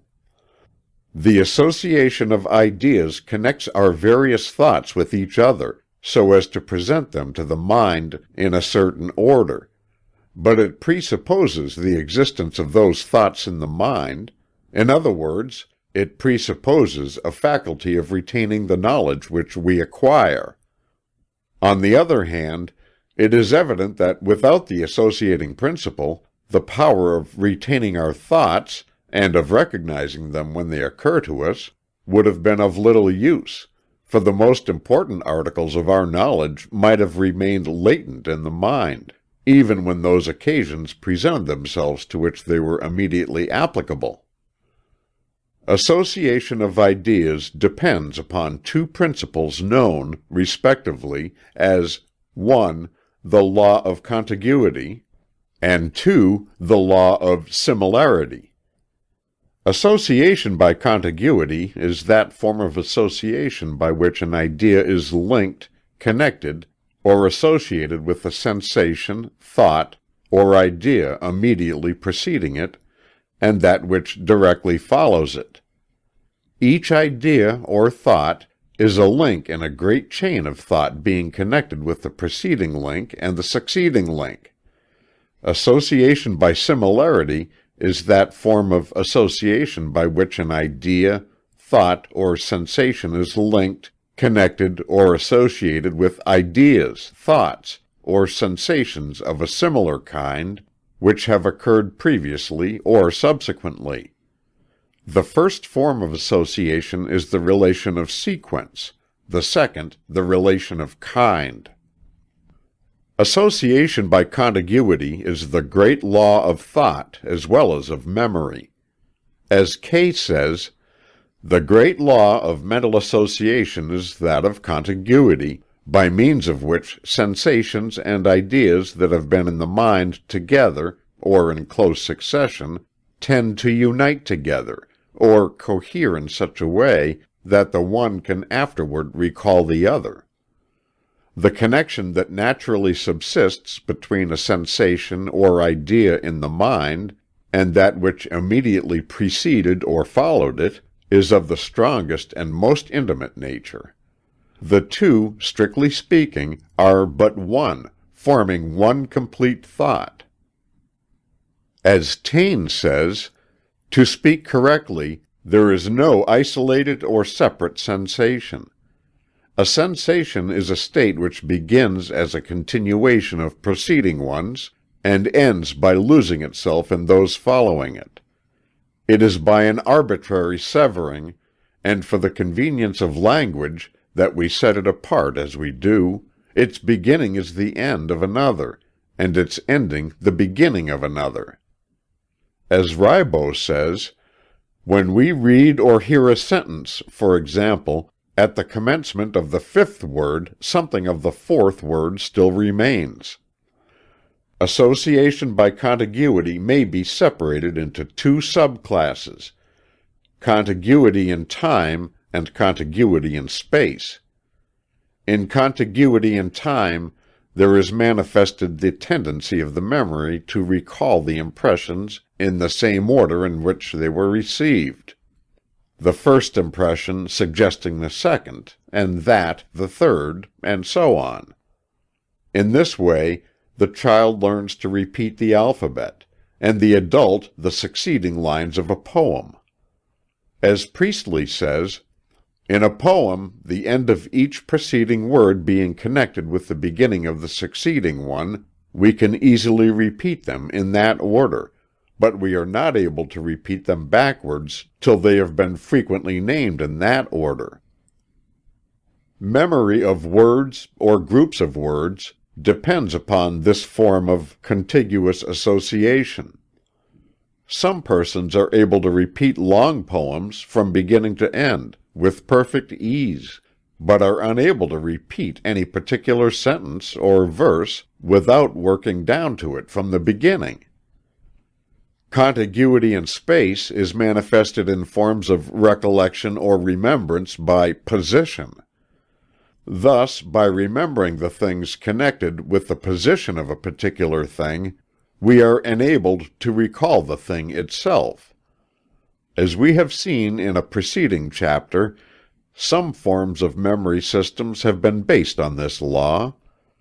If you will recall some house or room in which you have been, you will find that you will remember one object after another in the order of the relative positions, or contiguity in space or position. Beginning with the front hall, you may travel in memory from one room to another, recalling each with the objects it contains, according to the degree of attention you bestowed upon them originally. Kay says of association by contiguity, "It is on this principle of contiguity that mnemonical systems are constructed, as when what we wish to remember is associated in the mind with a certain object or locality, the ideas associated will at once come up. Or when each word or idea is associated with the one immediately preceding it, so that when the one is recalled, the other comes up along with it, and thus long lists of names or long passages of books can be readily learnt by heart." From the foregoing, it will be seen that it is of great importance that we correlate our impressions with those preceding and following. The more closely knitted together our impressions are, the more closely will they cohere, and the greater will be the facility of remembering or recollecting them. We should endeavor to form our impressions of things so that they will be associated with other impressions, in time and space. Every other thing that is associated in the mind with a given thing serves as a loose end of memory, which, if once grasped and followed up, will lead us to the thing we desire to recall to mind. Association by similarity is the linking together of impressions of a similar kind, irrespective of time and place. Carpenter expresses it as follows: "The law of similarity expresses the general fact that any present state of consciousness tends to revive previous states which are similar to it. Rational or philosophical association is when a fact or statement on which the attention is fixed is associated with some fact previously known to which it has a relation, or with some object which it is calculated to illustrate. And, as Kay says, the similars may be widely apart in space or in time, but they are brought together and associated through their resemblance to each other. Thus, a circumstance of today may recall circumstances of a similar nature that occurred perhaps at very different times, and they will become associated together in the mind, so that afterwards the presence of one will tend to recall the others. Abercrombie says of this phase of association, "The habit of correct association, that is, connecting facts in the mind according to their true relations, and to the manner in which they tend to illustrate each other, is one of the principal means of improving the memory, particularly that kind of memory which is an essential quality of a cultivated mind, namely, that which is founded not upon incidental connections, but on true and important relations."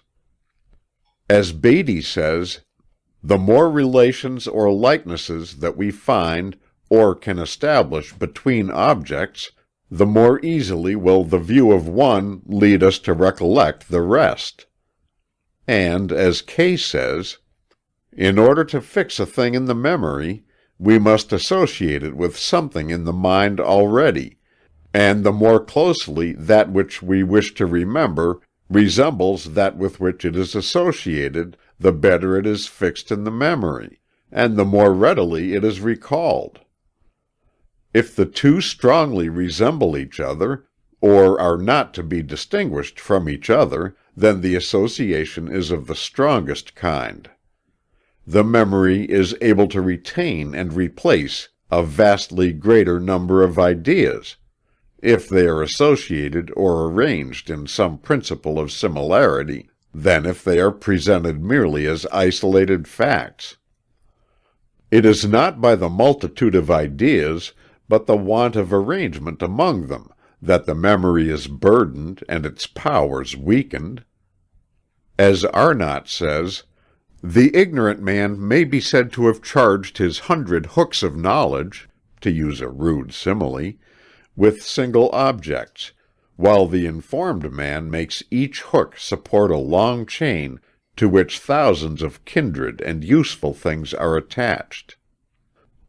We ask each student of this book to acquaint himself with a general idea of the working features of the law of association as given in this chapter, for the reason that much of the instruction to be given under the head of the several phases and classes of memory is based upon an application of the law of association in connection with the law of attention. These fundamental principles should be clearly grasped before one proceeds to the details of practice and exercise. One should know not only how to use the mind and memory in certain ways, but also why it is to be used in that particular way. By understanding the reason of it, one is better able to follow out the directions. Chapter 8. Phases of Memory. One of the first things apt to be noticed by the student of memory is the fact that there are several different phases of the manifestation of memory. That is to say, that there are several general classes into which the phenomena of memory may be grouped. And accordingly we find some persons quite highly developed in certain phases of memory, and quite deficient in others. If there were but one phase or class of memory, then a person who had developed his memory along any particular line would have at the same time developed it equally along all the other lines. But this is far from being the true state of affairs. We find men who are quite proficient in recalling the impression of faces, while they find it very difficult to recall the names of the persons whose faces they remember. Others can remember faces and not names. Others have an excellent recollection of localities, while others are constantly losing themselves. Others remember dates, prices, numbers, and figures generally, while deficient in other forms of recollection. Others remember tales, incidents, anecdotes, etc., while forgetting other things. And so on, each person being apt to possess a memory good in some phases, while deficient in others. The phases of memory may be divided into two general classes, namely, 1. Memory of sense impressions, and 2. Memory of ideas. This classification is somewhat arbitrary, for the reason that sense impressions develop into ideas, and ideas are composed to a considerable extent of sense impressions, but in a general way, the classification serves its purpose, which is the grouping together of certain phases of the phenomena of memory. Memory of sense impressions of course includes the impressions received from all of the 5 senses: sight, hearing, taste, touch, and smell. But when we come down to a practical examination of sense impressions retained in the memory, we find that the majority of such impressions are those obtained through the 2 respective senses of sight and hearing. The impressions received from the sense of taste, touch, and smell, respectively, are comparatively small, except in the cases of certain experts in special lines, whose occupation consists in acquiring a very delicate sense of taste, smell, or touch, and correspondingly a fine sense of memory along these particular lines. For instance, the wine taster and tea tasters, who are able to distinguish between the various grades of merchandise handled by them, have developed not only very fine senses of taste and smell, but also a remarkable memory of the impressions previously received, the power of discrimination depending as much upon the memory as upon the special sense. In the same way, the skilled surgeon as well as the skilled mechanic acquires a fine sense of touch and a correspondingly highly developed memory of touch impressions. But, as we have said, the greater part of the sense impressions stored away in our memories are those previously received through the sense of sight and hearing, respectively. The majority of sense impressions stored away in the memory have been received more or less involuntarily, that is, with the application of but a slight degree of attention. They are more or less indistinct and hazy, and are recalled with difficulty, the remembrance of them generally coming about without conscious effort, according to the law of association. That is, they come principally when we are thinking about something else upon which we have given thought and attention, and with which they have been associated. There is quite a difference between the remembrance of sense impressions received in this way and those which we record by the bestowal of attention, interest, and concentration. The sense impressions of sight are by far the most numerous in our subconscious storehouse. We are constantly exercising our sense of sight and receiving thousands of different sight impressions every hour. But the majority of these impressions are but faintly recorded upon the memory, because we give to them but little attention or interest. But it is astonishing at times when we find that when we recall some important event or incident, we also recall many faint sight impressions of which we did not dream we had any record. To realize the important part played by sight impressions in the phenomena of memory, recall some particular time or event in your life, and see how many more things that you saw are remembered compared with the number of things that you heard, or tasted, or felt, or smelled. Second in number, however, are the impressions received through the sense of hearing, and consequently, the memory stores away a great number of sound impressions. In some cases, the impressions of sight and sound are joined together, as for instance in the case of words, in which not only the sound but the shape of the letters composing the word, or rather the word shape itself, are stored away together, and consequently are far more readily remembered or recollected than things of which but one sense impression is recorded. Teachers of memory use this fact as a means of helping their students to memorize words by speaking them aloud, and then writing them down.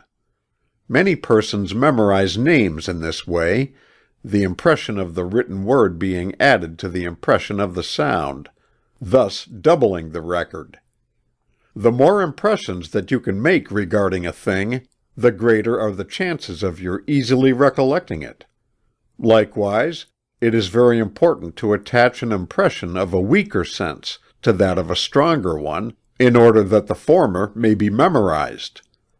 For instance, if you have a good eye memory and a poor ear memory, it is well to attach your sound impressions to the sight impressions. And if you have a poor eye memory and a good ear memory, it is important to attach your sight impressions to your sound impressions. In this way, you take advantage of the law of association, of which we have told you. Under the subclass of sight impressions are found the smaller divisions of memory known as memory of locality, memory of figures, memory of form, memory of color, and memory of written or printed words. Under the subclass of sound impressions are found the smaller divisions of memory known as memory of spoken words, memory of names, memory of stories, memory of music, etc. We shall pay special attention to these forms of memory in succeeding chapters. The second general class of memory, memory of ideas, includes the memory of facts, events, thoughts, lines of reasoning, etc., and is regarded as higher in the scale than the memory of sense impressions, although not more necessary nor useful to the average person. This form of memory, of course, accompanies the higher lines of intellectual effort and activities, and constitutes a large part of what is known as true education, that is, education which teaches one to think instead of to merely memorize certain things taught in books or lectures. The well-rounded man, mentally, is he who has developed his memory on all sides, rather than the one who has developed but one special phase of the faculty. It is true that a man's interest and occupation certainly tend to develop his memory according to his daily needs and requirements, but it is well that he should give to the other parts of his memory field some exercise, in order that he may not grow one-sided. As Halleck has said, "Many persons think that memory is mainly due to sight, but we have as many different kinds of memory as we have senses. To sight, the watermelon is a long, greenish body, but this is its least important quality. Sight alone gives the poorest idea of the watermelon. We approach the vine where the fruit is growing, and in order to decide whether it is ripe, we tap the rind and judge by the sound. We must remember that a ripe watermelon has a certain resonance. By passing our hands over the melon, we learn that it has certain touch characteristics. We cut it open and learn the qualities of taste and smell. All this knowledge afforded by the different senses must enter into a perfected memory image. Hence we see that many complex processes go to form an idea of a thing. Napoleon was not content with only hearing a name. He wrote it down, and having satisfied his eye memory as well as his ear memory, he threw the paper away. In this book we shall point out the methods and processes calculated to round out the memory of the student. As a rule, his strong phases of memory need but little attention, although even in these a little scientific knowledge will be of use. But in the weaker phases, those phases in which his memory is poor, he should exert a new energy and activity, to the end that these weaker regions of the memory may be cultivated and fertilized, and well stored with the seed impressions, which will bear a good crop in time. There is no phase, field, or class of memory that is not capable of being highly developed by intelligent application. It requires practice, exercise, and work, but the reward is great. Many a man is handicapped by being deficient in certain phases of memory, while proficient in others. The remedy is in his own hands, and we feel that in this book we have given to each the means whereby he may acquire a good memory along any or all lines. Chapter 9. Training the Eye. Before the memory can be stored with sight impressions, before the mind can recollect or remember such impressions, the eye must be used under the direction of the attention. We think that we see things when we look at them, but in reality we see but few things, in the sense of registering clear and distinct impressions of them upon the tablets of the subconscious mind. We look at them rather than see them. Halleck says regarding this sight without seeing idea, "A body may be imaged on the retina without ensuring perception. There must be an effort to concentrate the attention upon the many things which the world presents to our senses." A man once said to the pupils of a large school, all of whom had seen cows, "I should like to find out how many of you know whether a cow's ears are above, below, behind, or in front of her horns. I want only those pupils to raise their hands who are sure about the position, and who will promise to give $1 to charity if they answer wrong." Only 2 hands were raised. Their owners had drawn cows, and in order to do that, had been forced to concentrate their attention upon the animals. 15 pupils were sure that they had seen cats climb trees and descend them. There was unanimity of opinion that the cats went up heads first. When asked whether the cats came down head or tail first, the majority were sure that the cats descended as they were never known to do. Anyone who had ever noticed the shape of the claws of any beast of prey could have answered the question without seeing an actual descent. Farmers' boys who have often seen cows and horses lie down and rise are seldom sure whether the animals rise with their fore or hind feet first, or whether the habit of the horse agrees with that of the cow in this respect. The elm tree has about its leaf a peculiarity which all ought to notice the first time they see it, and yet only about 5% of a certain school could incorporate in a drawing this peculiarity, although it is so easily outlined on paper. Perception, to achieve satisfactory results, must summon the will to its aid to concentrate the attention. Only the smallest part of what falls upon our senses at any time is actually perceived. The way to train the mind to receive clear sight impressions, and therefore to retain them in the memory, is simply to concentrate the will and attention upon objects of sight, endeavoring to see them plainly and distinctly, and then to practice recalling the details of the object some time afterward. It is astonishing how rapidly one may improve in this respect by a little practice, and it is amazing how great a degree of proficiency in this practice one may attain in a short time. You have doubtless heard the story of Houdin, the French conjurer, who cultivated his memory of sight impressions by following a simple plan. He started into practice by observing the number of small objects in the Paris shop windows he could see, and remember in one quick glance as he rapidly walked past the window. He followed the plan of noting down on paper the things that he saw and remembered. At first he could remember but 2 or 3 articles in the window. Then he began to see and remember more, and so on, each day adding to his power of perception and memory, until finally he was able to see and remember nearly every small article in a large shop window, after bestowing but one glance upon it.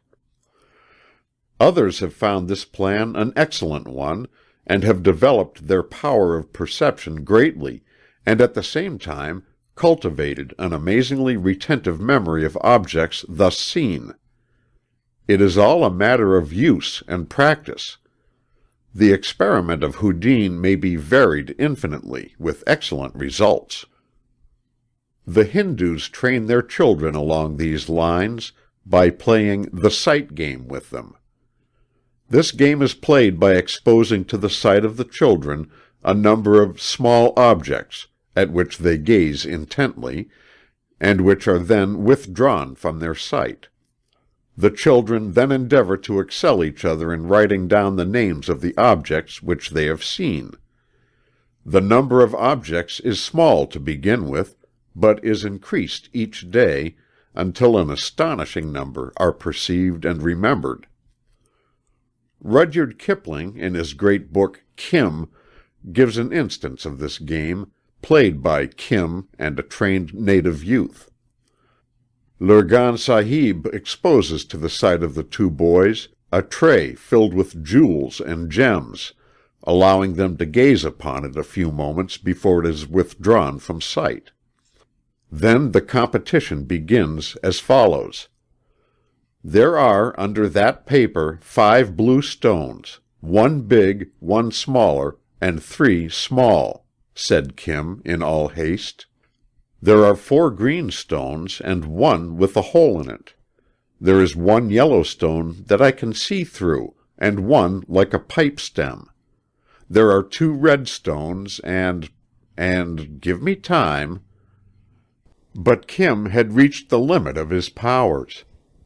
Then came the turn of the native boy. "Hear my count," cried the native child.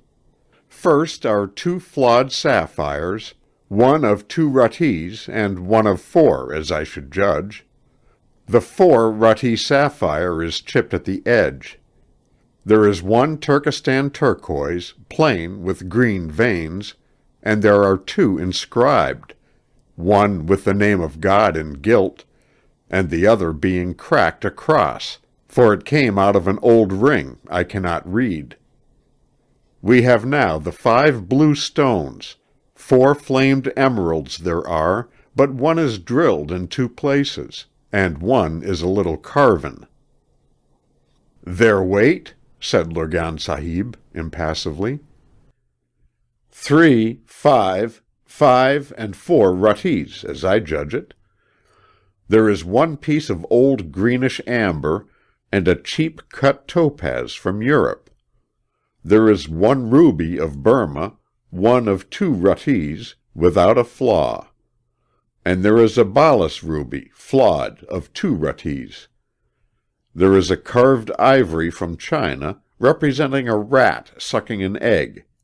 And there is last, aha! a ball of crystal as big as a bean set in gold leaf."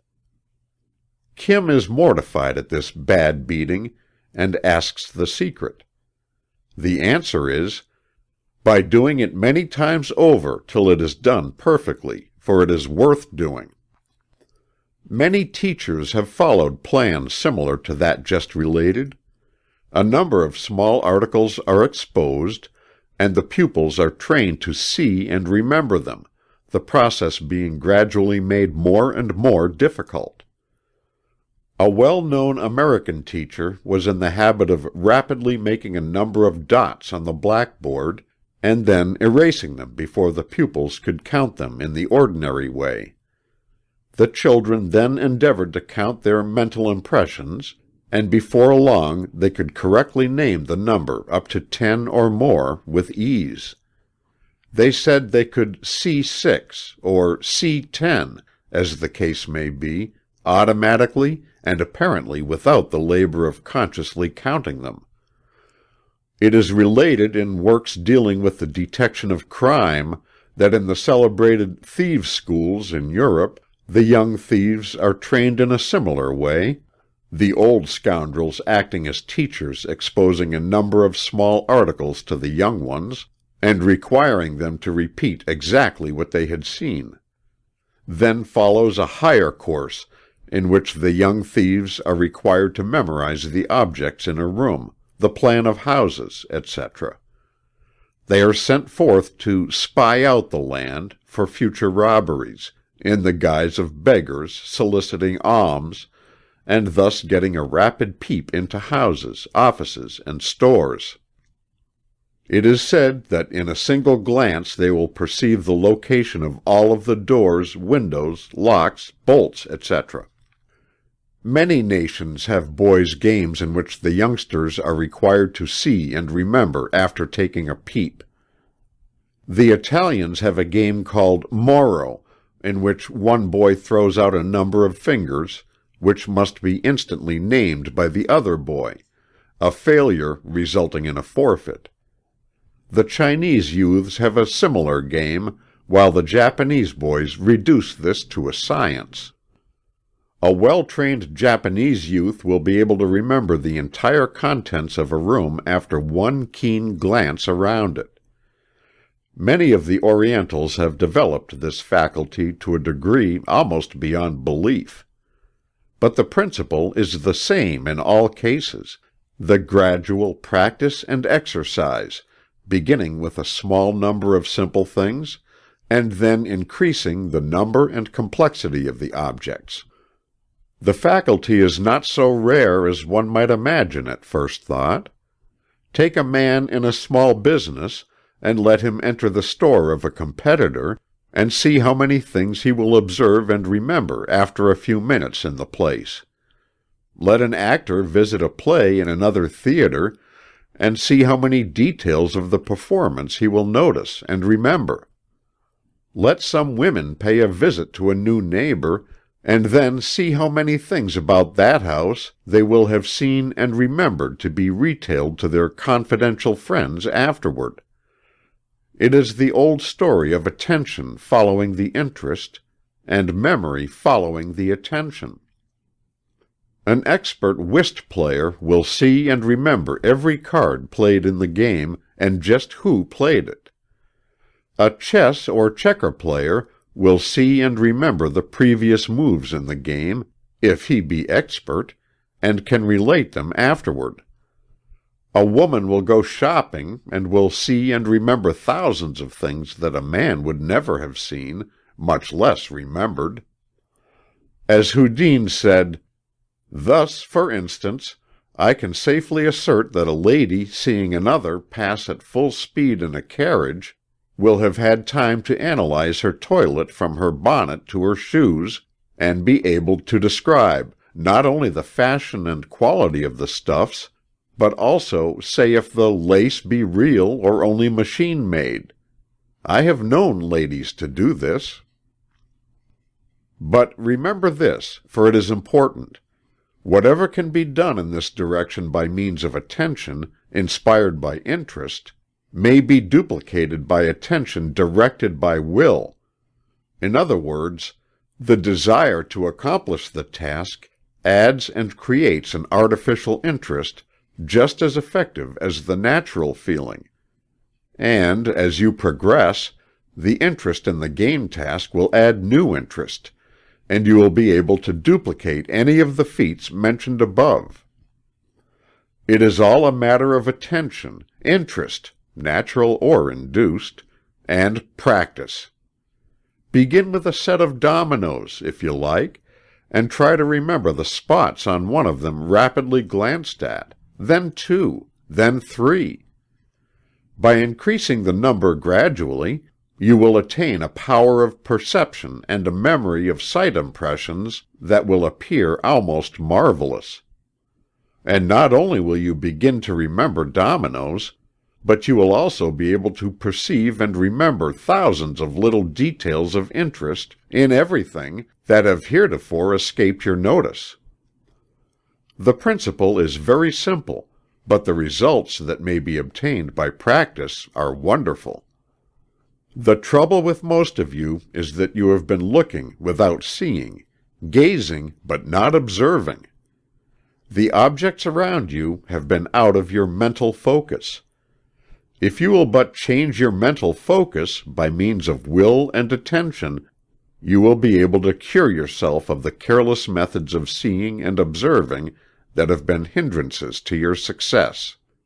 You have been blaming it on your memory, but the fault is with your perception. How can the memory remember when it is not given anything in the way of clear impressions? You have been like young infants in this matter. Now it is time for you to begin to sit up and take notice, no matter how old you may be. The whole thing in a nutshell is this. In order to remember the things that pass before your sight, you must begin to see with your mind instead of with your retina. Let the impression get beyond your retina and into your mind. If you will do this, you will find that memory will do the rest. Chapter 10. Training the Ear. The sense of hearing is one of the highest of the senses or channels whereby we receive impressions from the outside world. In fact, it ranks almost as high as the sense of sight. In the senses of taste, touch, and smell, there is a direct contact between the sensitive recipient nerve substance and the particles of the object sensed, while in the sense of sight and the sense of hearing, the impression is received through the medium of waves in the ether, in the case of sight, or waves in the air, in the sense of hearing. Moreover, in taste, smell, and touch, the objects sensed are brought into direct contact with the terminal nerve apparatus, while in seeing and hearing, the nerves terminate in peculiar and delicate sacs, which contain a fluidic substance through which the impression is conveyed to the nerve proper. Loss of this fluidic substance destroys the faculty to receive impressions, and deafness or blindness ensues. As Foster says, waves of sound falling upon the auditory nerve itself produces no effect whatever. It is only when, by the medium of the endolymph, they are brought to bear on the delicate and peculiar epithelium cells, which constitute the peripheral terminations of the nerve, that sensations of sound arise. Just as it is true that it is the mind and not the eye that really sees, so it is true that it is the mind and not the ear that really hears. Many sounds reach the ear that are not registered by the mind. We pass along a crowded street, the waves of many sounds reaching the nerves of the ear, and yet the mind accepts the sounds of but few things, particularly when the novelty of the sounds has passed away. It is a matter of interest and attention in this case as well as in the case of hearing. As Halleck says, if we sit by an open window in the country on a summer day, we may have many stimuli knocking at the gate of attention, the ticking of a clock, the sound of the wind, the cackling of fowl, the quacking of ducks, the barking of dogs, the lowing of cows, the cries of children at play, the rustling of leaves, the songs of birds, the rumbling of wagons, etc. If attention is centered upon any one of these, that for the time being acquires the importance of a king upon the throne of our mental world. Many persons complain of not being able to remember sounds or things reaching the mind through the sense of hearing, and attribute the trouble to some defect in the organs of hearing. But in so doing, they overlook the real cause of the trouble, for it is a scientific fact that many of such persons are found to have hearing apparatus perfectly developed and in the best working order, their trouble arising from a lack of training of the mental faculty of hearing. In other words, the trouble is in their mind instead of in the organs of hearing. To acquire the faculty of correct hearing and correct memory of things heard, the mental faculty of hearing must be exercised, trained, and developed. Given a number of people whose hearing apparatus are equally perfect, we will find that some hear much better than others, and some hear certain things better than they do certain other things, and that there is a great difference in the grades and degrees of memory of things heard. As Kay says, great differences exist among individuals with regard to the acuteness of this sense, hearing, and some possess it in greater perfection in certain directions than in others. One whose hearing is good for sound in general may yet have but little ear for musical notes, and, on the other hand, one with a good ear for music may yet be deficient as regards hearing in general. The secret of this is to be found in the degree of interest and attention bestowed upon the particular thing giving forth the sound. It is a fact that the mind will hear the faintest sounds from things in which is centered interest and attention, while at the same time ignoring things in which there is no interest, and to which the attention is not turned. A sleeping mother will awaken at the slightest whimper from her babe, while the rumbling of a heavy wagon on the street, or even the discharge of a gun in the neighborhood, may not be noticed by her. An engineer will detect the slightest difference in the whir or hum of his engine, while failing to notice a very loud noise outside. A musician will note the slightest discord occurring in a concert in which there are a great number of instruments being played, and in which there is a great volume of sound reaching the ear, while other sounds may be unheard by him. The man who taps the wheels of your railroad car is able to detect the slightest difference in tone, and is thus informed that there is a crack or flaw in the wheel. One who handles large quantities of coin will have his attention drawn to the slightest difference in the ring of a piece of gold or silver that informs him that there is something wrong with the coin. A train engineer will distinguish the strange whir of something wrong with the train behind him, amidst all the thundering rattle and roar in which it is merged. The foreman in a machine shop, in the same manner, detects the little strange noise that informs him that something is amiss, and he rings off the power at once. Telegraphers are able to detect the almost imperceptible differences in the sound of their instruments that informs them that a new operator is on the wire, or just who is sending the message, and in some cases, the mood or temper of the person transmitting it. Trainmen and steamboatmen recognize the differences between every engine or boat in their line or river, as the case may be. A skilled physician will detect the faint sounds denoting a respiratory trouble or a heart murmur in the patients. And yet these very people who are able to detect the faint differences in sound above mentioned are often known as poor hearers in other things. Why? Simply because they hear only that in which they are interested, and to which their attention has been directed. That is the whole secret, and in it is also to be found the secret of training of the ear perception. It is all a matter of interest and attention. The details depend upon these principles. In view of the facts just stated, it will be seen that the remedy for poor hearing and poor memory of things heard is to be found in the use of the will in the direction of voluntary attention and interest. So true is this that some authorities go so far as to claim that many cases of supposed slight deafness are really but the result of lack of attention and concentration on the part of the person so troubled.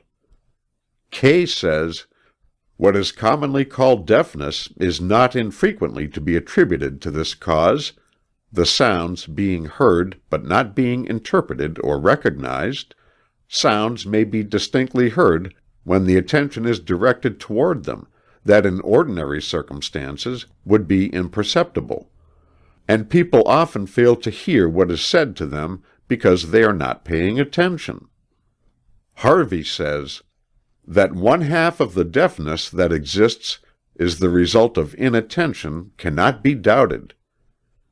There are but few persons who have not had the experience of listening to some bore whose words were distinctly heard but the meaning of which was entirely lost because of inattention and lack of interest.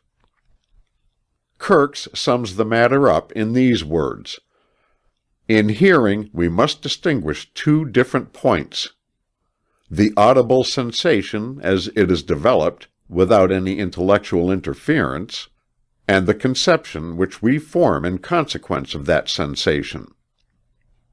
The reason that many persons do not remember things that they have heard is simply because they have not listened properly.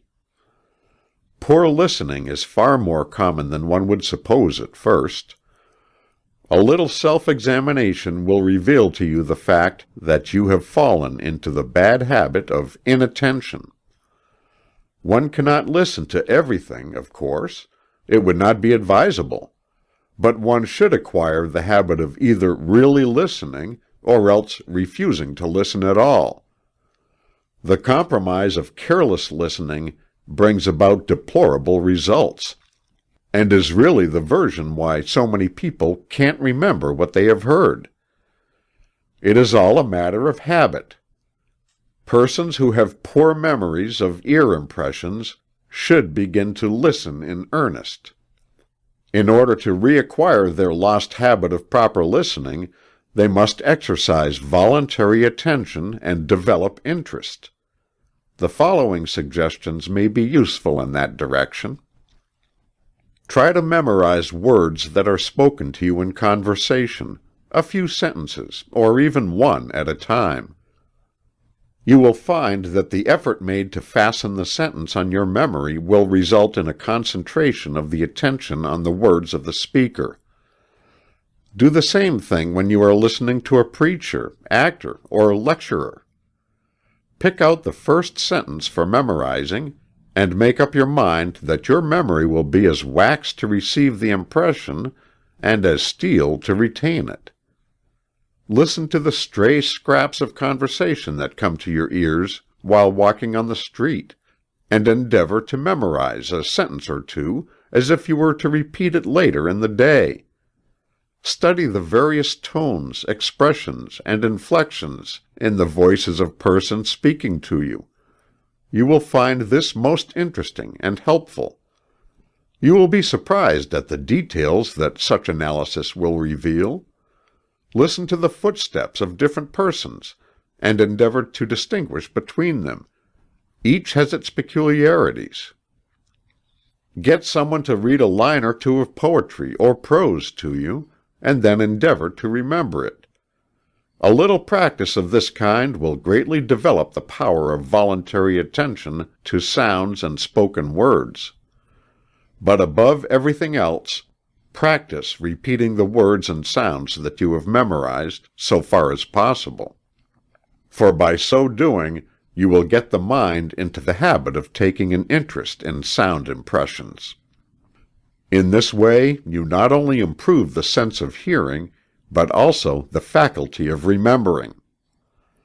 If you will analyze and boil down the above remarks and directions, you will find that the gist of the whole matter is that one should actually use, employ, and exercise the mental faculty of hearing actively and intelligently.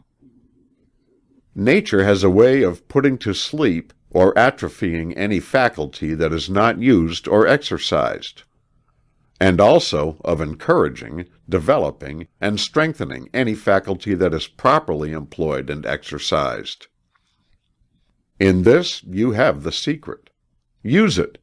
If you will listen well, you will hear well and remember well that which you have heard. Chapter 11. How to Remember Names.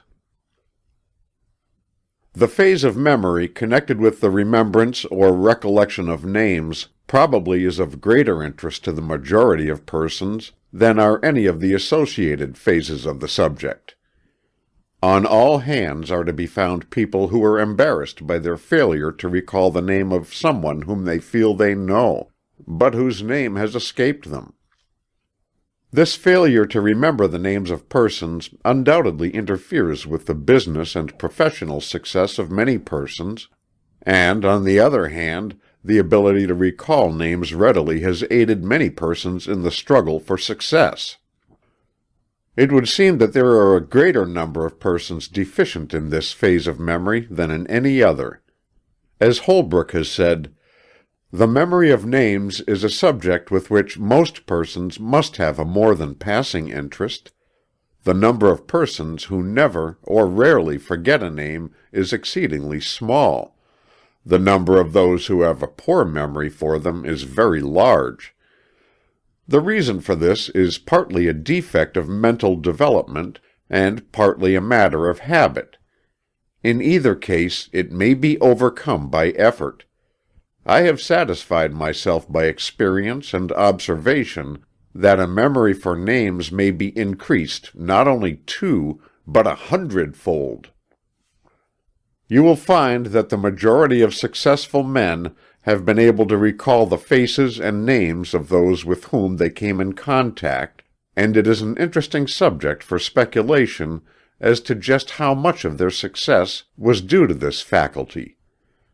Socrates is said to have easily remembered the names of all of his students, and his classes numbered thousands in the course of a year. Xenophon is said to have known the name of every one of his soldiers, which faculty was shared by Washington and Napoleon also. Trajan is said to have known the names of all of the Praetorian Guards, numbering about 12,000. Pericles knew the face and name of every one of the citizens of Athens. Cineas is said to have known the names of all of the citizens of Rome. Themistocles knew the names of 20,000 Athenians. Lucius Scipio could call by name every citizen of Rome. John Wesley could recall the names of thousands of persons whom he had met in his travels. Henry Clay was specially developed in this phase of memory, and there was a tradition among his followers that he remembered every one whom he met. Blaine had a similar reputation. There have been many theories advanced and explanations offered to account for the fact that the recollection of names is far more difficult than any other form of the activities of the memory. We shall not take up your time in going over these theories, but shall proceed upon the theory now generally accepted by the best authorities, that is, that the difficulty in the recollection of names is caused by the fact that names in themselves are uninteresting, and therefore do not attract or hold the attention as do other objects presented to the mind. There is, of course, to be remembered the fact that sound impressions are apt to be more difficult of recollection than sight impressions, but the lack of interesting qualities in names is believed to be the principal obstacle and difficulty. Fuller says of this matter, "A proper noun or name, when considered independently of accidental features of coincidence with something that is familiar, doesn't mean anything. For this reason, a mental picture of it is not easily formed, which accounts for the fact that the primitive, tedious way of rote or repetition is that ordinarily employed to impress a proper noun on the memory, while a common noun, being represented by some object having shape or appearance in the physical or mental perception, can thus be seen or imagined. In other words, a mental image of it can be formed, and the name identified afterwards, through associating it with this mental image." We think that the case is fully stated in this quotation. But in spite of this difficulty, persons have and can greatly improve their memory of names. Many who were originally very deficient in this respect have not only improved the faculty far beyond its former condition, but have also developed exceptional ability in this special phase of memory, so that they became noted for their unfailing recollection of the names of those with whom they came in contact. Perhaps the best way to impress upon you the various methods that may be used for this purpose would be to relate to you the actual experience of a gentleman employed in a bank in one of the large cities of this country, who made a close study of the subject and developed himself far beyond the ordinary. Starting with a remarkably poor memory for names, he is now known to his associates as the man who never forgets a name. This gentleman first took a number of courses in secret methods of developing the memory, but after thus spending much money, he expressed his disgust with the whole idea of artificial memory training. He then started in to study the subject from the point of view of the new psychology, putting into effect all of the tested principles and improving upon some of their details. We have had a number of conversations with this gentleman, and have found that his experience confirms many of our own ideas and theories, and the fact that he has demonstrated the correctness of the principles to such a remarkable degree renders his case one worthy of being stated in the direction of affording a guide and method for others who wish to develop their memory of names. The gentleman, who we shall call Mr. X, decided that the first thing for him to do was to develop his faculty of receiving clear and distinct sound impressions. In doing this, he followed the plan outlined by us in our chapter on Training the Ear. He persevered and practiced along these lines until his hearing became very acute. He made a study of voices until he could classify them and analyze their characteristics. Then he found that he could hear names in a manner before impossible to him. That is, instead of merely catching a vague sound of a name, he would hear it so clearly and distinctly that a firm registration would be obtained on the records of his memory. For the first time in his life, names began to mean something to him. He paid attention to every name he heard, just as he did to every note he handled. He would repeat a name to himself after hearing it, and would thus strengthen the impression. If he came across an unusual name, he would write it down several times at the first opportunity, thus obtaining the benefit of a double sense impression, adding eye impression or ear impression. All this, of course, aroused his interest in the subject of names in general, which led him to the next step in his progress.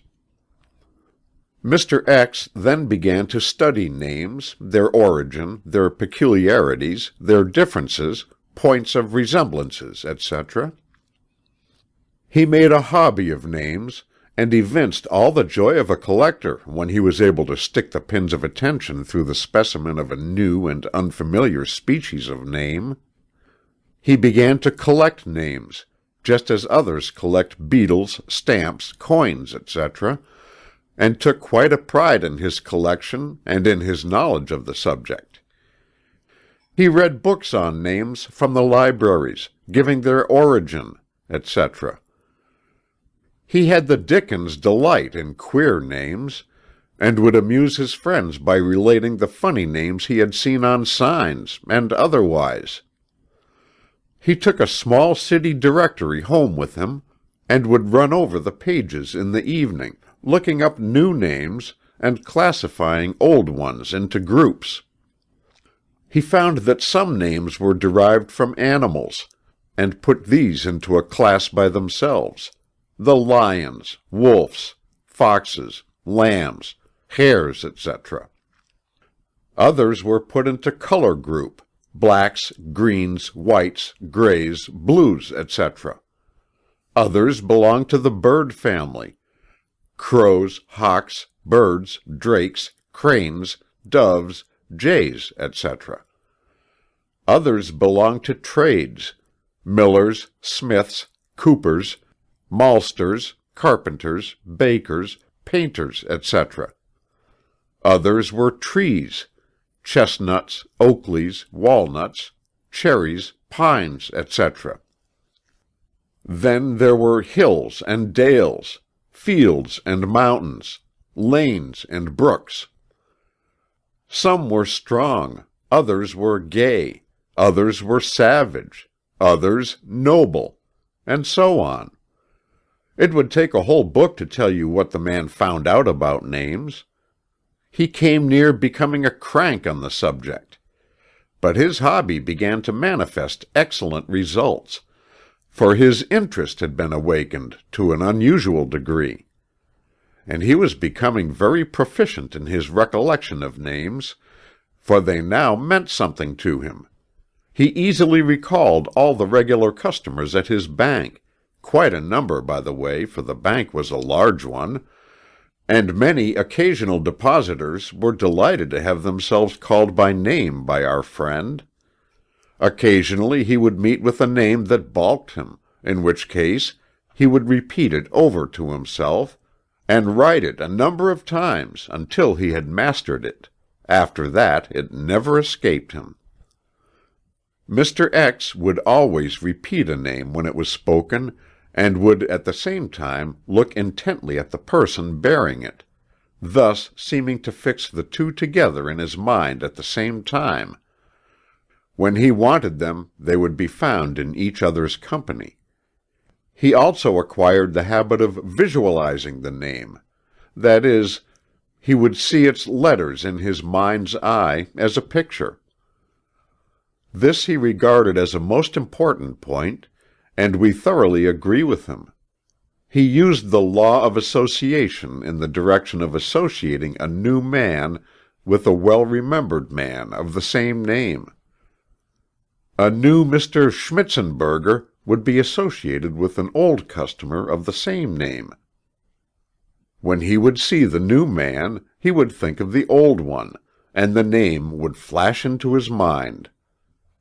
To sum up the whole method, however, it may be said that the gist of the thing was in taking an interest in names in general.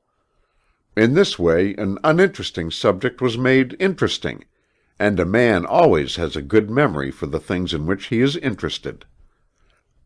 The case of Mr. X is an extreme one, and the results obtained were beyond the ordinary. But if you will take a leaf from his book, you may obtain the same results in the degree that you work for it. Make a study of names, start a collection, and you will have no trouble in developing a memory for them. This is the whole thing in a nutshell. Chapter 12. How to Remember Faces. The memory of faces is closely connected with the memory of names, and yet the two are not always associated, for there are many people who easily remember faces and yet forget names, and vice versa. In some ways, however, the memory of faces is a necessary precedent for the recollection of the names of people. For unless we recall the face, we are unable to make the necessary association with the name of the person. We have given a number of instances of face memory in our chapter on name memory, in which are given instances of the wonderful memory of celebrated individuals who acquired a knowledge and memory of the thousands of citizens of a town or city, or the soldiers of an army. In this chapter, however, we shall pay attention only to the subject of the recollection of the features of persons, irrespective of their names. This faculty is possessed by all persons, but in varying degrees. Those in whom it is well developed seem to recognize the faces of persons whom they have met years before, and to associate them with their circumstances in which they last met them, even where the name escapes the memory. Others seem to forget a face the moment it passes from view, and fail to recognize the same persons whom they met only a few hours before, much to their mortification and chagrin. Detectives, newspaper reporters, and others who come in contact with many people usually have this faculty largely developed, for it becomes a necessity of their work, and their interest and attention is rendered active thereby. Public men often have this faculty largely developed by reason of the necessities of their life. It is said that James G. Blaine never forgot the face of anyone whom he had met and conversed with a few moments. This faculty rendered him very popular in political life. In this respect he resembled Henry Clay, who was noted for his memory of faces. It is related of Clay that he once paid a visit of a few hours to a small town in Mississippi on an electioneering tour. Amidst the throng surrounding him was an old man, with one eye missing. The old fellow pressed forward, crying out that he was sure that Henry Clay would remember him. Clay took a sharp look at him and said, "I met you in Kentucky many years ago, did I not?" "Yes," replied the man. "Did you lose your eye since then?" asked Clay. "Yes, several years after," replied the old man. "Turn your face sideways so that I can see your profile," said Clay. The man did so. Then Clay smiled triumphantly, saying, "I've got you now. Weren't you on that jury in the Innes case at Frankfort that I tried in the United States Court over 20 years ago?" "Yes, sirree," said the man. "I knowed that you know me, and I told 'em you would." And the crowd gave a whoop, and Clay knew that he was safe in that town and county. Vidocq, the celebrated French detective, is said to have never forgotten the face of a criminal whom he had once seen. A celebrated instance of this power on his part is that of the case of De la Franche, the forger who escaped from prison and dwelt in foreign lands for over 20 years. After that time he returned to Paris, feeling secure from detection, having become bald, losing an eye, and having his nose badly mutilated. Moreover, he disguised himself and wore a beard, in order to still further evade detection. One day Vidocq met him on the street, and recognized him at once, his arrest and return to prison following. Instances of this kind could be multiplied indefinitely, but the student will have had a sufficient acquaintance with persons who possess this faculty developed to a large degree, so that further illustration is scarcely necessary. The way to develop this phase of memory is akin to that urged in the development of other phases, the cultivation of interest, and the bestowal of attention. Faces as a whole are not apt to prove interesting. It is only by analyzing and classifying them that the study begins to grow of interest to us. The study of a good elementary work on physiognomy is recommended to those wishing to develop the faculty of remembering faces, for in such a work the student is led to notice the different kinds of noses, ears, eyes, chins, foreheads, etc., such notice and recognition tending to induce an interest in the subject of features. A rudimentary course of study in drawing faces, particularly in profile, will also tend to make one take notice, and will awaken interest. If you are required to draw a nose, particularly from memory, you will be apt to give it your interested attention. The matter of interest is vital.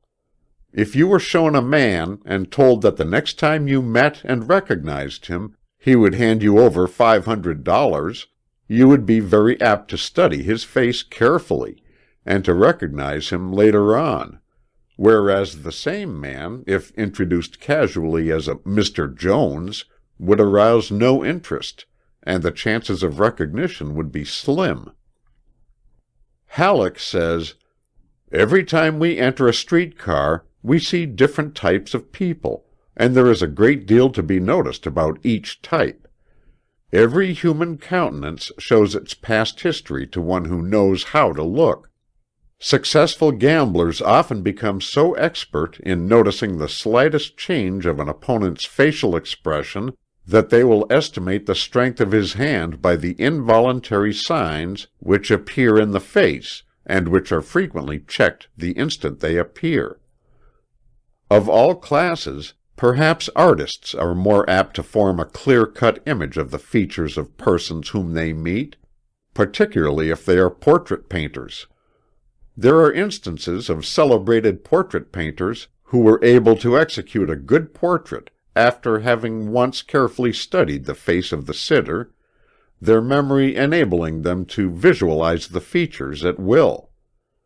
Some celebrated teachers of drawing have instructed their scholars to take a sharp, hasty glance at a nose, an eye, an ear, or chin, and then to so clearly visualize it that they could draw it perfectly. It is all a matter of interest, attention, and practice. Sir Francis Galton cites the instance of a French teacher who trained his pupils so thoroughly in this direction that after a few months' practice they had no difficulty in summoning images at will, in holding them steady, and in drawing them correctly. He says of the faculty of visualization thus used, "A faculty that is of importance in all technical and artistic occupations, that gives accuracy to our perceptions and justice to our generalizations, is starved by lazy disuse, instead of being cultivated judiciously in such a way as will, on the whole, bring the best return. I believe that a serious study of the best means of developing and utilizing this faculty, without prejudice to the practice of abstract thought in symbols, is one of the many pressing desiderata in the yet unformed science of education." Fuller relates the method of a celebrated painter, which method has been since taught by many teachers of both drawing and memory.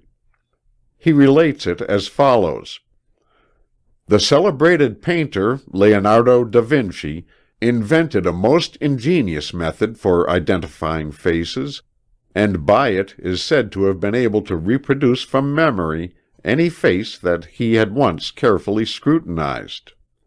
He drew all the possible forms of the nose, mouth, chin, eyes, ears, and forehead, numbered them 1, 2, 3, 4, etc., and committed them thoroughly to memory. Then, whenever he saw a face that he wished to draw or paint from memory, he noted in his mind that it was chin 4, eyes 2, nose 5, ears 6, or whatever the combinations might be, and by retaining the analysis in his memory, he could reconstruct the face at any time." We could scarcely ask the student to attempt so complicated a system, and yet a modification of it would prove useful. That is, if you would begin to form a classification of several kinds of noses, say about 7, the well-known Roman, Jewish, Grecian, giving you the general classes, in connection with straight, crooked, pug, and all the other varieties, you would soon recognize noses when you saw them. And the same with mouths, a few classes being found to cover the majority of cases. But of all the features, the eye is the most expressive, and the one most easily remembered, when clearly noticed. Detectives rely much upon the expression of the eye. If you ever fully catch the expression of a person's eye, you will be very apt to recognize it thereafter. Therefore concentrate on eyes in studying faces. A good plan in developing this faculty is to visualize the faces of persons you have met during the day, in the evening. Try to develop the faculty of visualizing the features of those whom you know. This will start you off right. Draw them in your mind. See them with your mind's eye, until you can visualize the features of very old friends. Then do the same with acquaintances, and so on, until you are able to visualize the features of everyone you know. Then start on to add to your list by recalling in the imagination the features of strangers whom you meet. By a little practice of this kind, you will develop a great interest in faces and your memory of them, and the power to recall them will increase rapidly. The secret is to study faces, to be interested in them. In this way you add zest to the task and make a pleasure of a drudgery.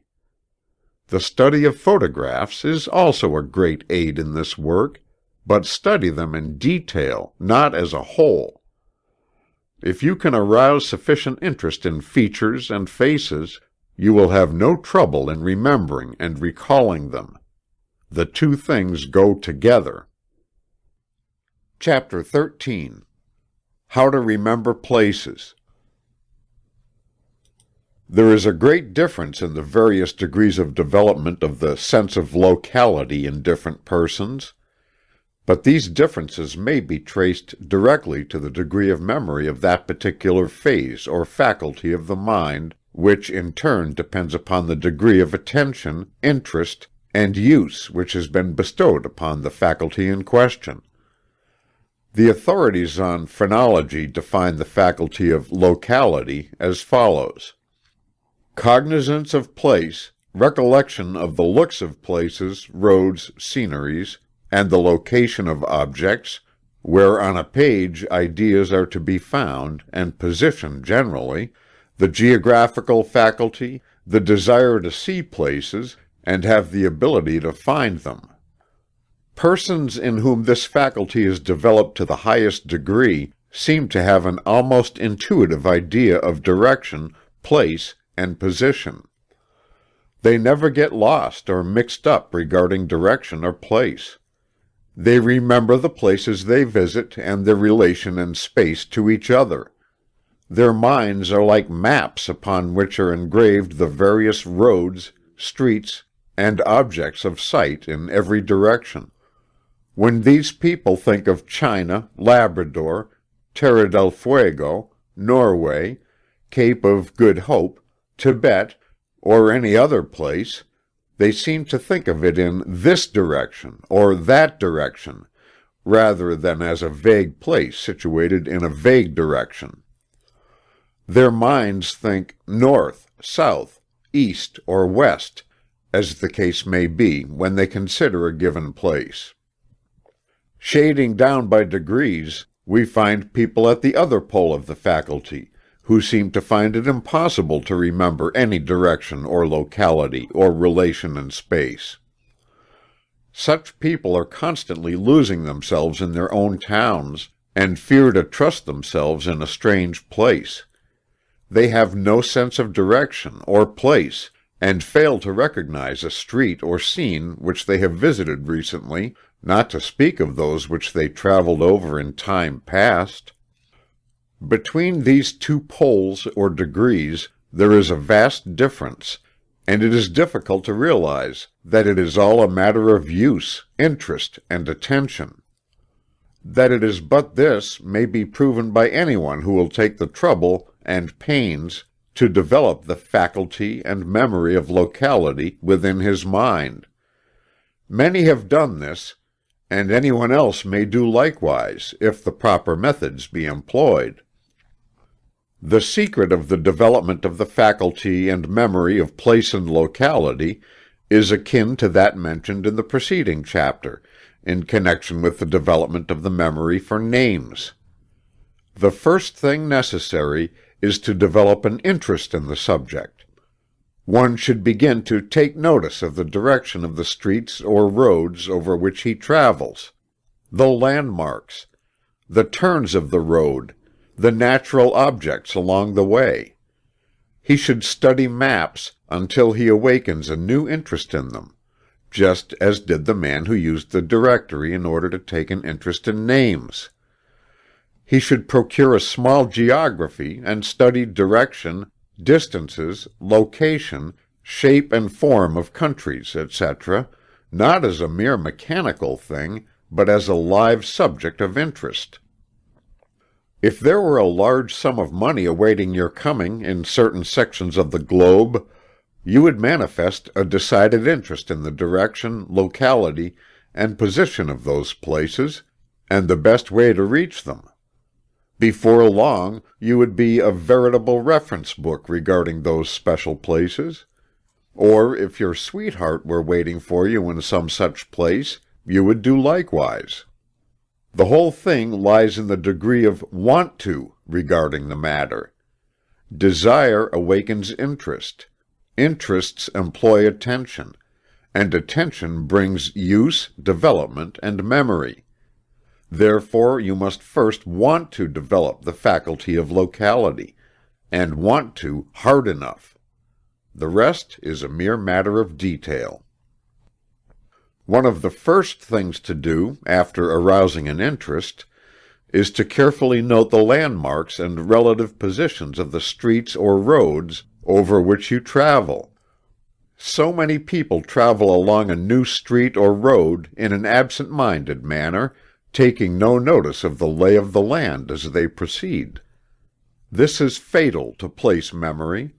You must take notice of the thoroughfares and the things along the way. Pause at the crossroads or the street corners and note the landmarks and the general directions and relative positions until they are finally imprinted on your mind. Begin to see how many things you can remember regarding even a little exercise walk, and when you have returned home, go over the trip in your mind and see how much of the direction and how many of the landmarks you were able to remember.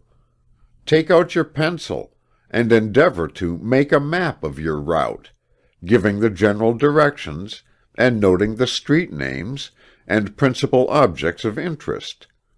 Fix the idea of north in your mind when starting, and keep your bearings by it during your whole trip and in your map making. You'll be surprised how much interest you will soon develop in this map making. It will get to be quite a game, and you will experience pleasure in your increasing proficiency in it. When you go out for a walk, go in a roundabout way, taking as many turns and twists as possible, in order to exercise your faculty of locality and direction.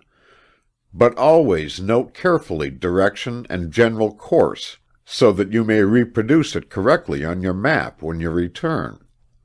If you have a city map, compare it with your own little map, and also retrace your route in imagination on the map. With a city map or road map, you may get lots of amusement by retraveling the route of your little journeys. Always note the names of the various streets over which you travel, as well as those which you cross during your walk. Note them down upon your map, and you will find that you will develop a rapidly improving memory in this direction, because you have awakened interest and bestowed attention. Take a pride in your map-making. If you have a companion, endeavor to beat each other at this game, both traveling over the same route together, and then seeing which one can remember the greatest number of details of the journey. Akin to this, and supplementary to it, is the plan of selecting a route to be traveled on your city map, endeavoring to fix in your mind the general directions, names of streets, turns, return journey, etc., before you start. Begin by mapping out a short trip in this way, and then increase it every day. After mapping out a trip, lay aside your map and travel it in person.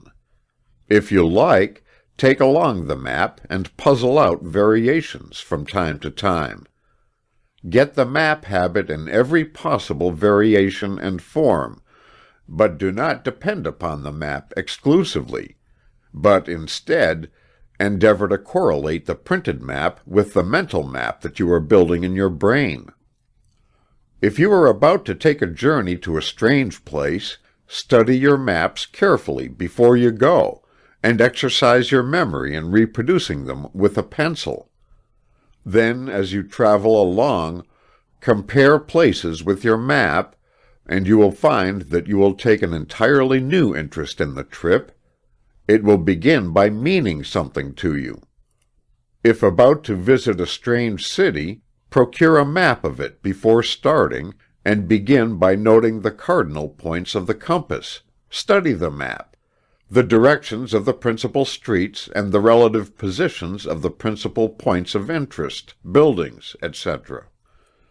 In this way, you not only develop your memory of places and render yourself proof against being lost, but you also provide a source of new and great interest in your visit.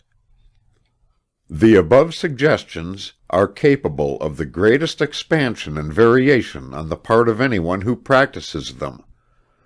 The whole thing depends upon the taking notice, and using the attention, and those things, in turn, depend upon the taking of interest in the subject.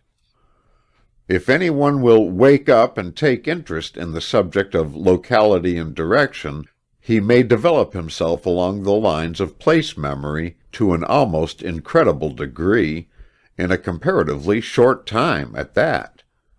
There is no other phase of memory that so quickly responds to use and exercise as this one. We have in mind a lady who was notoriously deficient in the memory of place, and was sure to lose herself a few blocks from her stopping place, wherever she might be. She seemed absolutely devoid of the sense of direction or locality, and often lost herself in the hotel corridors, notwithstanding the fact that she traveled all over the world with her husband for years. The trouble undoubtedly arose from the fact that she depended altogether upon her husband as a pilot, the couple being inseparable. Well, the husband died, and the lady lost her pilot. Instead of giving up in despair, she began to rise to the occasion. Having no pilot, she had to pilot herself. And she was forced to wake up and notice. She was compelled to travel for a couple of years in order to close up certain business matters of her husband's, for she was a good businesswoman in spite of her lack of development along this one line, and in order to get around safely, she was forced to take an interest in where she was going. Before the 2 years' travels were over, she was as good a traveler as her husband had ever been, and was frequently called upon as a guide by others in whose company she chanced to be. She explained it by saying, "Why, I don't know just how I did it. I just had to, that's all. I just did it." Another example of a woman's because, you see. What this good lady just did was accomplished by an instinctive following of the plan which we have suggested to you. She just had to use maps, and to take notice. That is the whole story. So true are the principles underlying this method of developing the place memory, that one deficient in it, providing he will arouse intense interest and will stick to it, may develop the faculty to such an extent that he may almost rival a cat, which always came back, or the dog which you couldn't lose. The Indians, Arabs, gypsies, and other people of the plain, forest, desert, and mountains have this faculty so highly developed that it seems almost like an extra sense. It is all this matter of taking notice, sharpened by continuous need, use, and exercise to a high degree. The mind will respond to the need if the person, like the lady, just has to. The laws of attention and association will work wonders when actively called into play by interest or need, followed by exercise and use. There is no magic in the process. Just want to, and keep at it. That's all. Do you want to hard enough? Have you the determination to keep at it? Chapter 14. How to Remember Numbers. The faculty of number, that is, the faculty of knowing, recognizing, and remembering figures in the abstract and in their relation to each other, differs very materially among different individuals. To some, figures and numbers are apprehended and remembered with ease, while to others they possess no interest, attraction, or affinity, and consequently are not apt to be remembered. It is generally admitted by the best authorities that the memorizing of dates, figures, numbers, etc., is the most difficult of any of the phases of memory. But all agree that the faculty may be developed by practice and interest. There have been instances of persons having this faculty of the mind developed to a degree almost incredible, and other instances of persons having started with an aversion to figures, and then developing an interest which resulted in their acquiring a remarkable degree of proficiency along these lines. Many of the celebrated mathematicians and astronomers developed wonderful memories for figures. Herschel is said to have been able to remember all the details of intricate calculations in his astronomical computations, even to the figures of the fractions. It is said that he was able to perform the most intricate calculations mentally, without the use of pen or pencil, and then dictated to his assistant the entire details of the process, including the final results. Tycho Brahe, the astronomer, also possessed a similar memory. It is said that he rebelled at being compelled to refer to the printed tables of square roots and cube roots, and set to work to memorize the entire set of tables, which almost incredible task he accomplished in a half-day. This required the memorizing of over 75,000 figures, and their relations to each other. Euler the mathematician became blind in his old age, and being unable to refer to his tables, memorized them. It is said that he was able to repeat from recollection the first 6 powers of all the numbers from 1 to 100. Wallace the mathematician was a prodigy in this respect. He is reported to have been able to mentally extract the square root of a number to 40 decimal places, and on one occasion mentally extracted the cube root of a number consisting of 30 figures. Days is said to have mentally multiplied 2 numbers of 100 figures each. A youth named Mangiamel was able to perform the most remarkable feats in mental arithmetic. The reports show that upon a celebrated test before members of the French Academy of Sciences, he was able to extract the cube root of 3,796,416 in 30 seconds, and the 10th root of 282,475,289 in 3 minutes. He also immediately solved the following question put to him by Arago.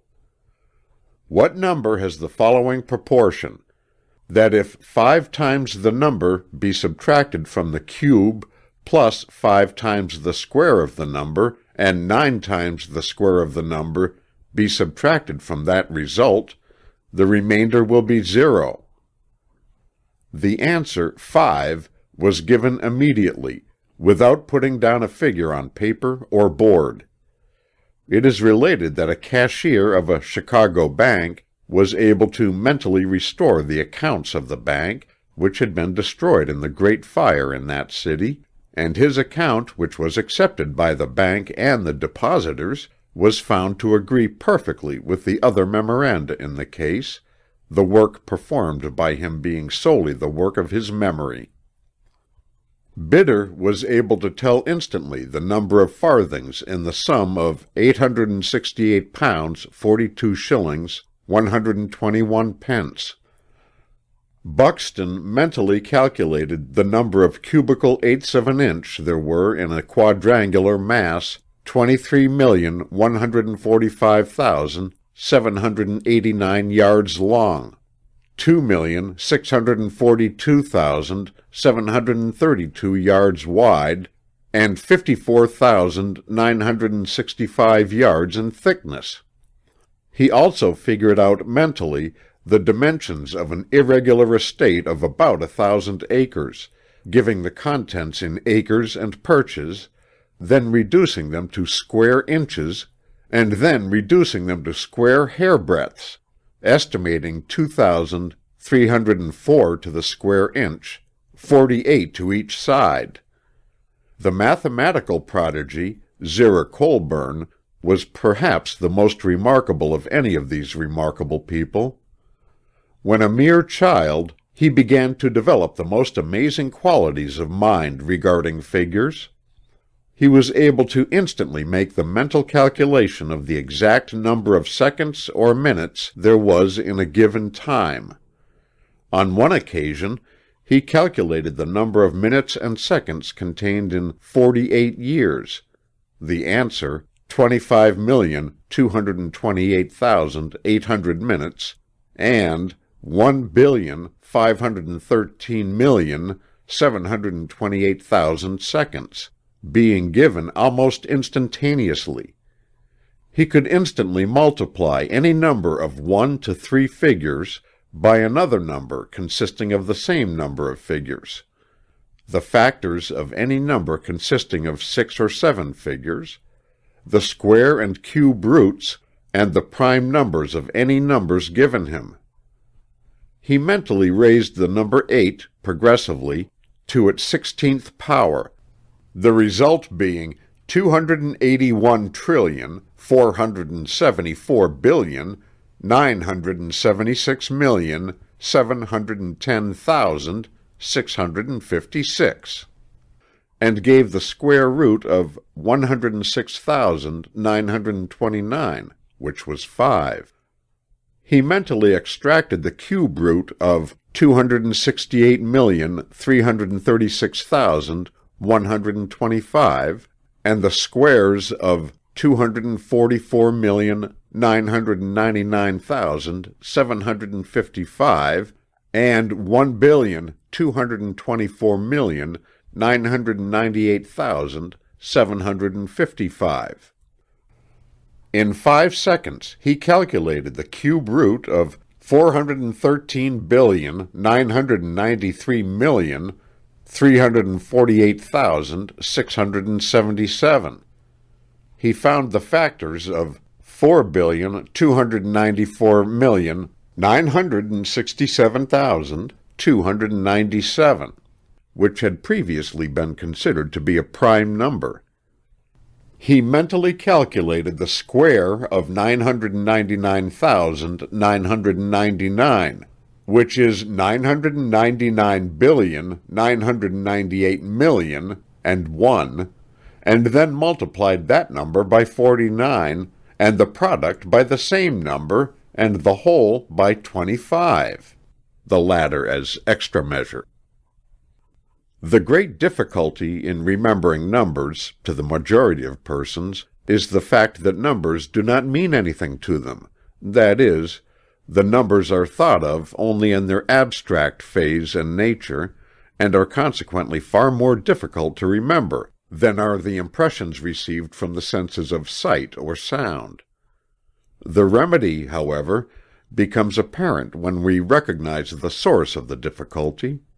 The remedy is, make the number the subject of sound and sight impressions.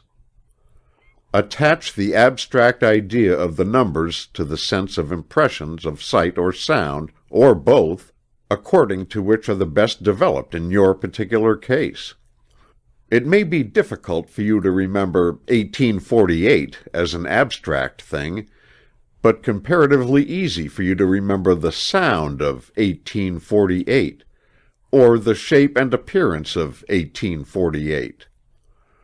If you will repeat a number to yourself so that you grasp the sound impression of it, or else visualize it so that you can remember having seen it, then you will be far more apt to remember it than if you merely think of it without reference to sound or form. You may forget that the number of a certain store or house is 3948, but you may easily remember the sound of the spoken words 3948, or the form of 3948 as it appeared to your sight on the door of the place. In the latter case, you associate the number with the door, and when you visualize the door, you visualize the number.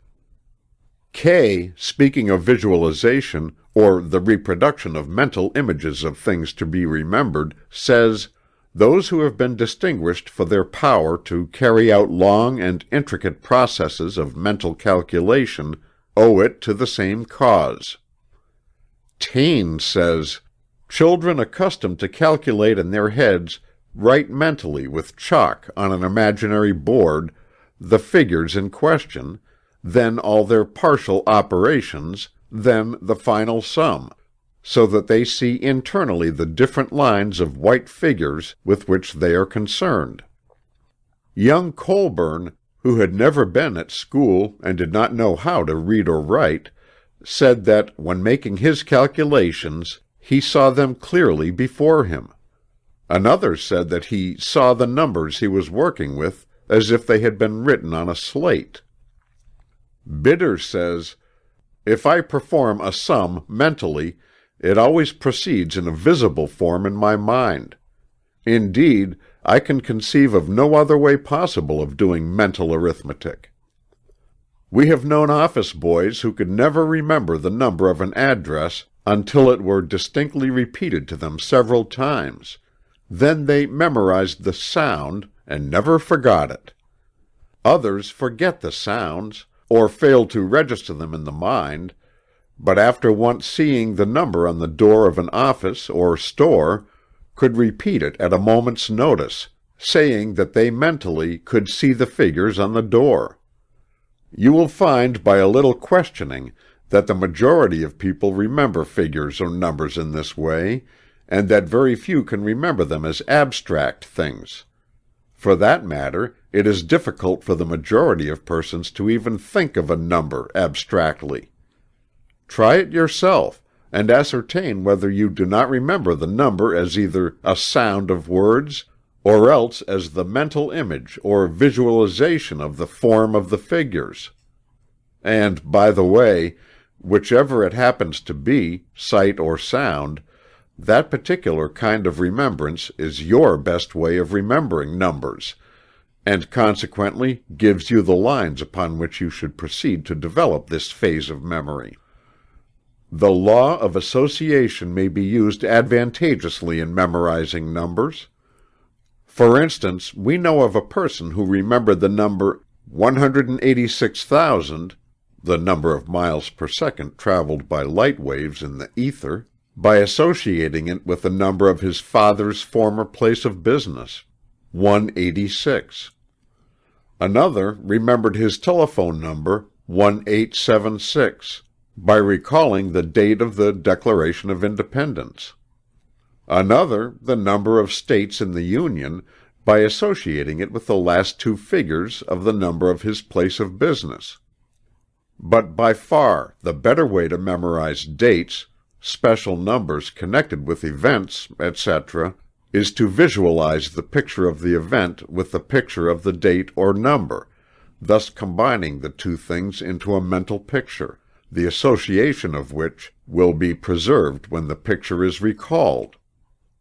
Verse of doggerel, such as, "In 1492 Columbus sailed the ocean blue," or "In 1861 our country's Civil War begun," etc., have their places and uses, but it is far better to cultivate the sight or sound of a number than to depend upon cumbersome associative methods based on artificial links and pegs. Finally, as we have said in the preceding chapters, before one can develop a good memory of a subject, he must first cultivate an interest in that subject. Therefore, if you will keep your interest in figures alive by working out a few problems in mathematics once in a while, you will find that figures will begin to have a new interest for you.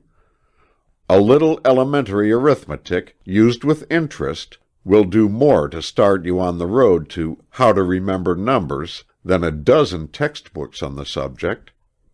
In memory, the three rules are interest, attention, and exercise, and the last is the most important, for without it the others fail.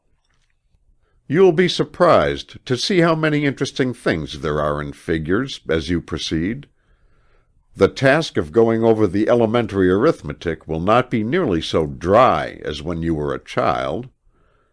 You will uncover all sorts of queer things in relation to numbers. Just as a sample, let us call your attention to a few. Take the figure 1 and place behind it a number of noughts, thus 1, 0, 0, 0, 0, 0, 0, 0, 0, 0, 0, 0, 0, as many noughts or ciphers as you wish.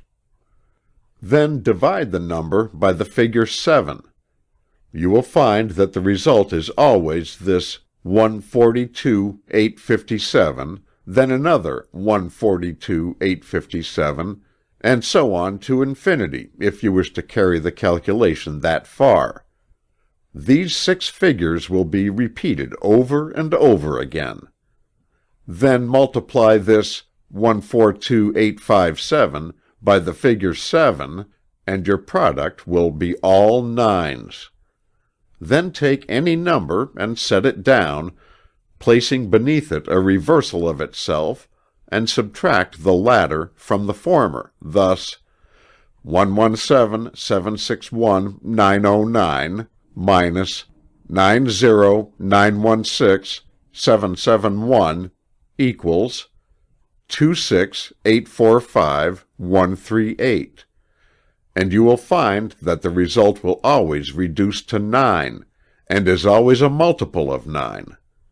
Take any number composed of 2 or more figures, and subtract from it the added sum of its separate figures, and the result is always a multiple of 9, thus 184 minus 1 plus 8 plus 4 equals 13 equals 171 divided by 9 equals 19.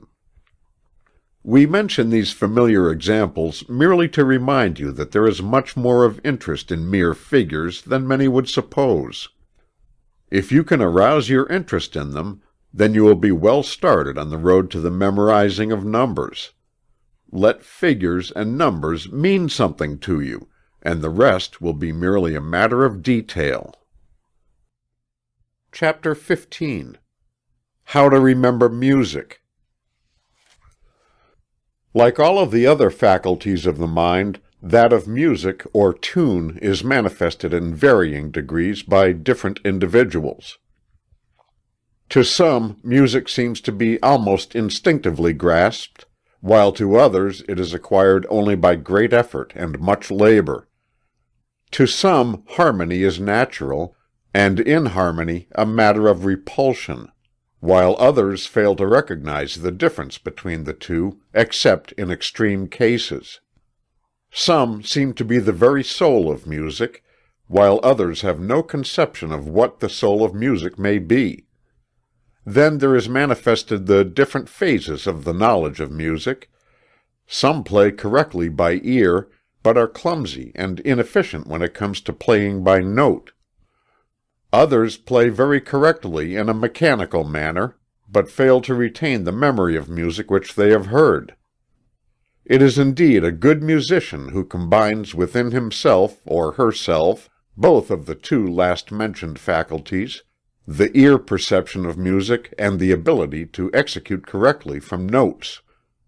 There are many cases of record in which extraordinary powers of memory of music have been manifested.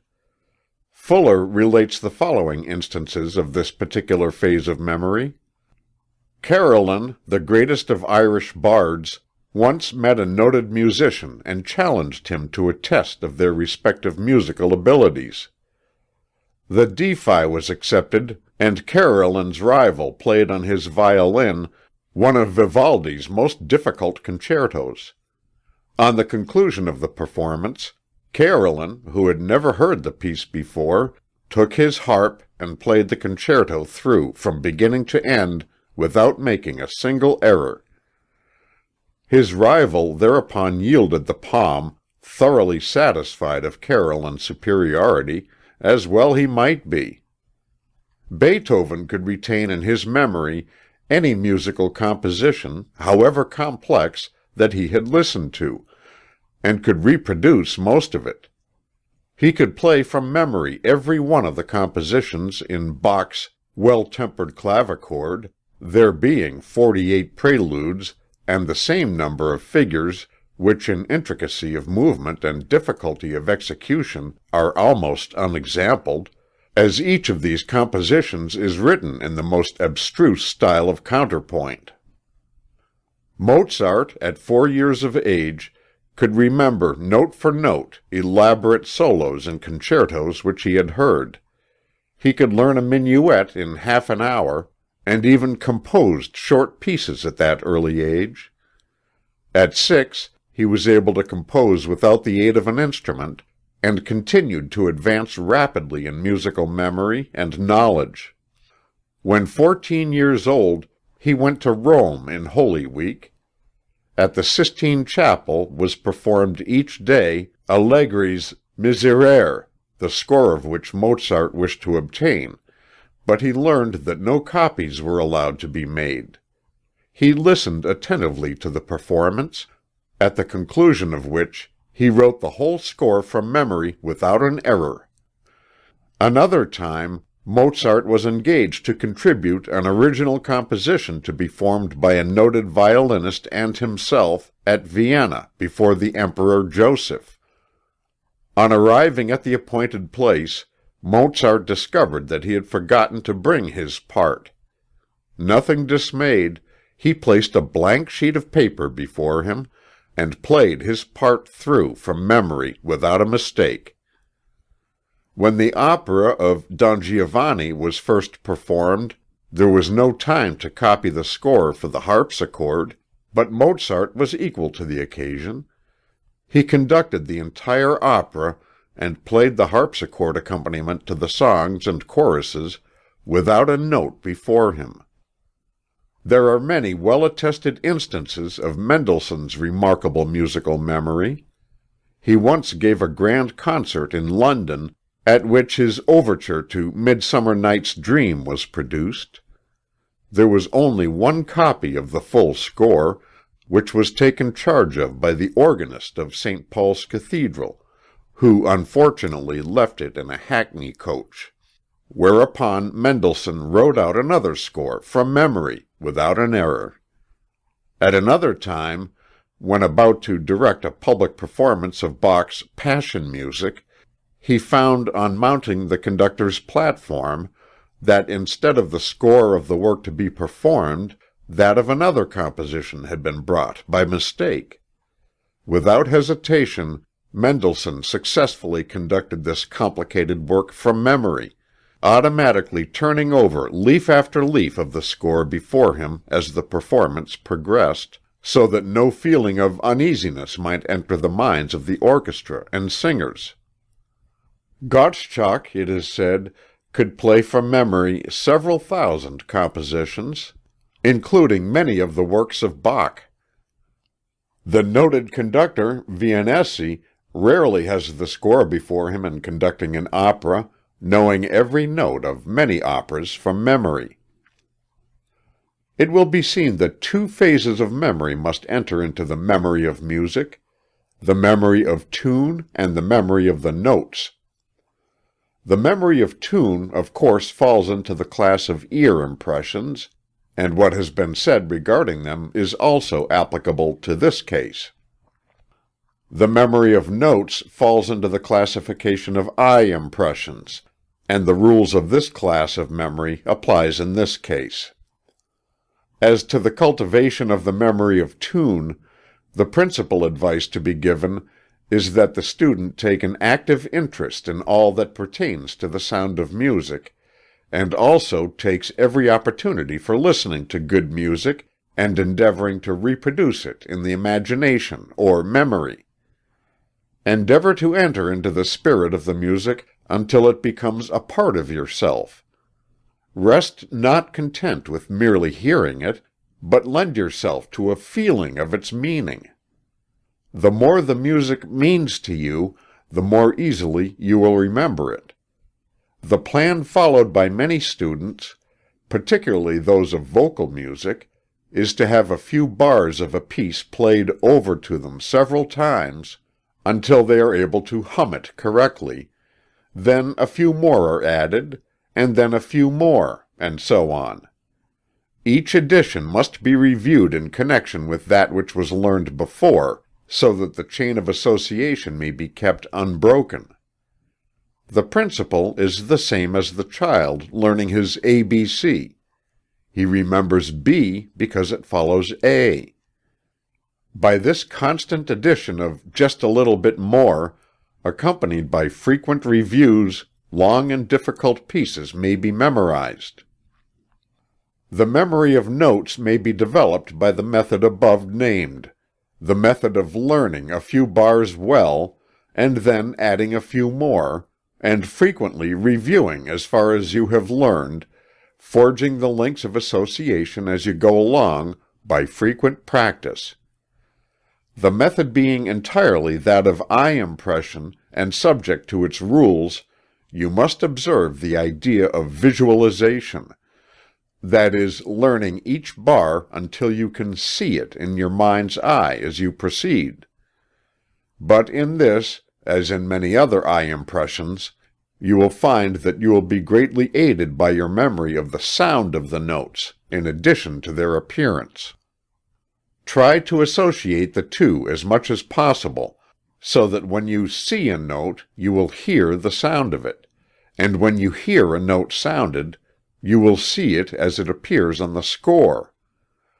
This combining of the impressions of both sight and sound will give you the benefit of the double sense impression, which results in doubling your memory efficiency. In addition to visualizing the notes themselves, the student should add the appearance of the various symbols denoting the key, the time, the movement, expression, etc., so that he may hum the air from the visualized notes with expression and with correct interpretation. Changes of key, time, or movement should be carefully noted in the memorization of the notes. Memorize the feeling of that particular portion of the score, that you may not only see and hear it, but also feel that which you are recalling. We would advise the student to practice memorizing simple songs at first, for various reasons.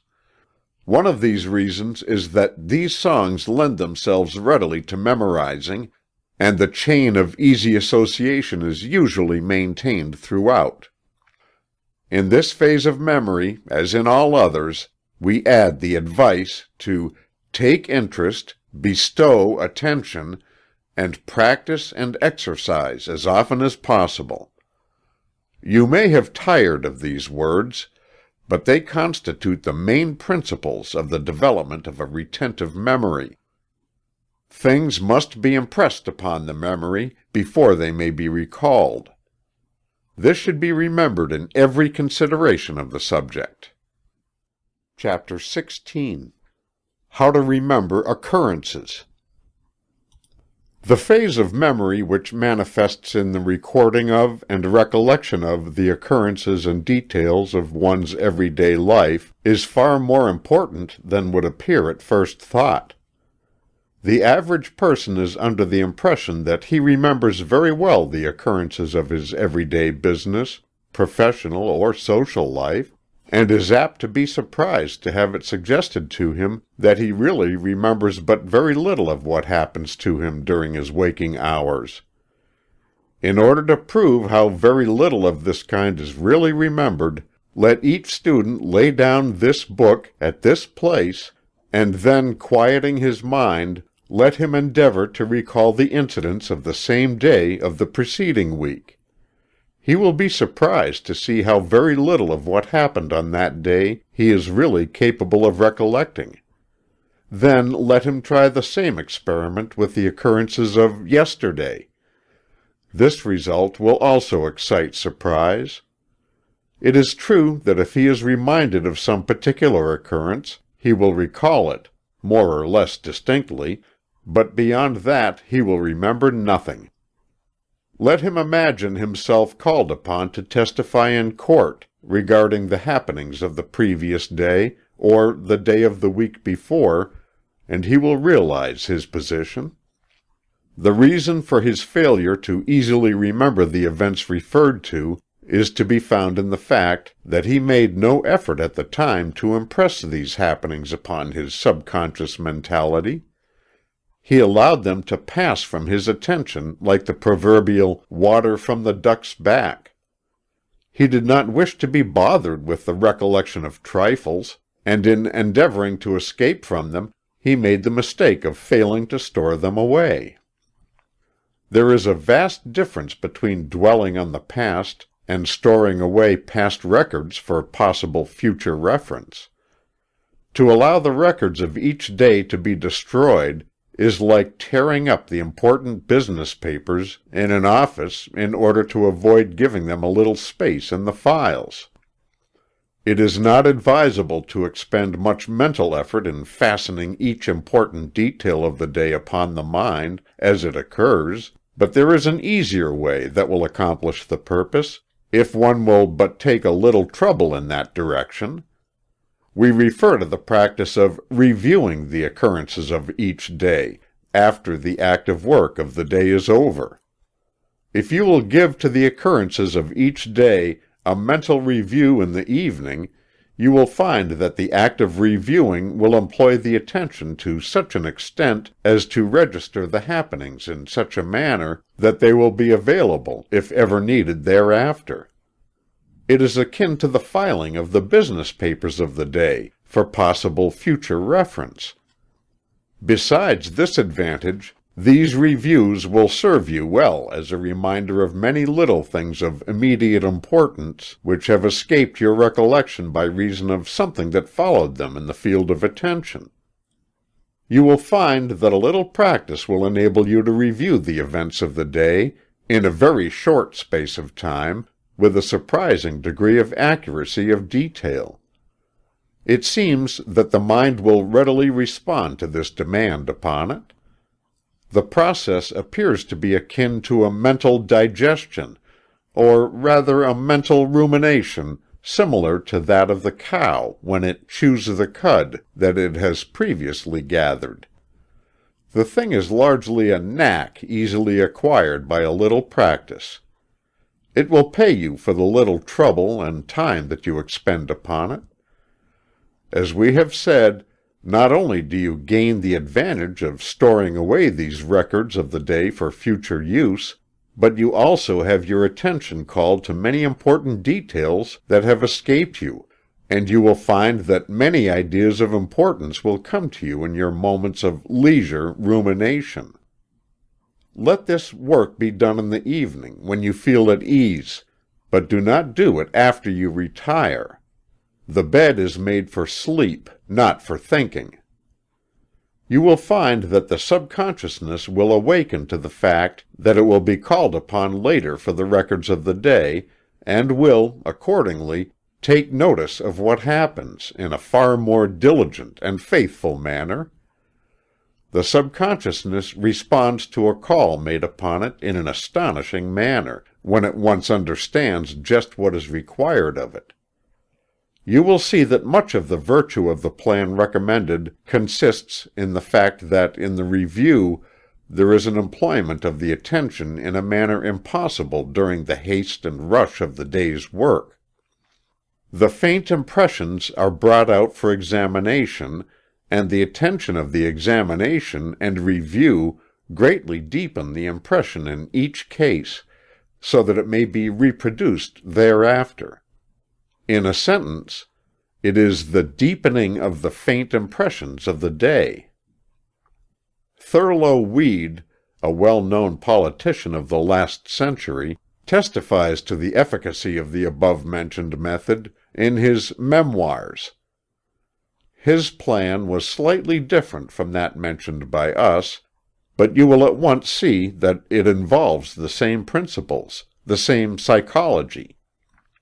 Mr. Weed says, "Some of my friends used to think that I was cut out for a politician, but I saw at once a fatal weakness.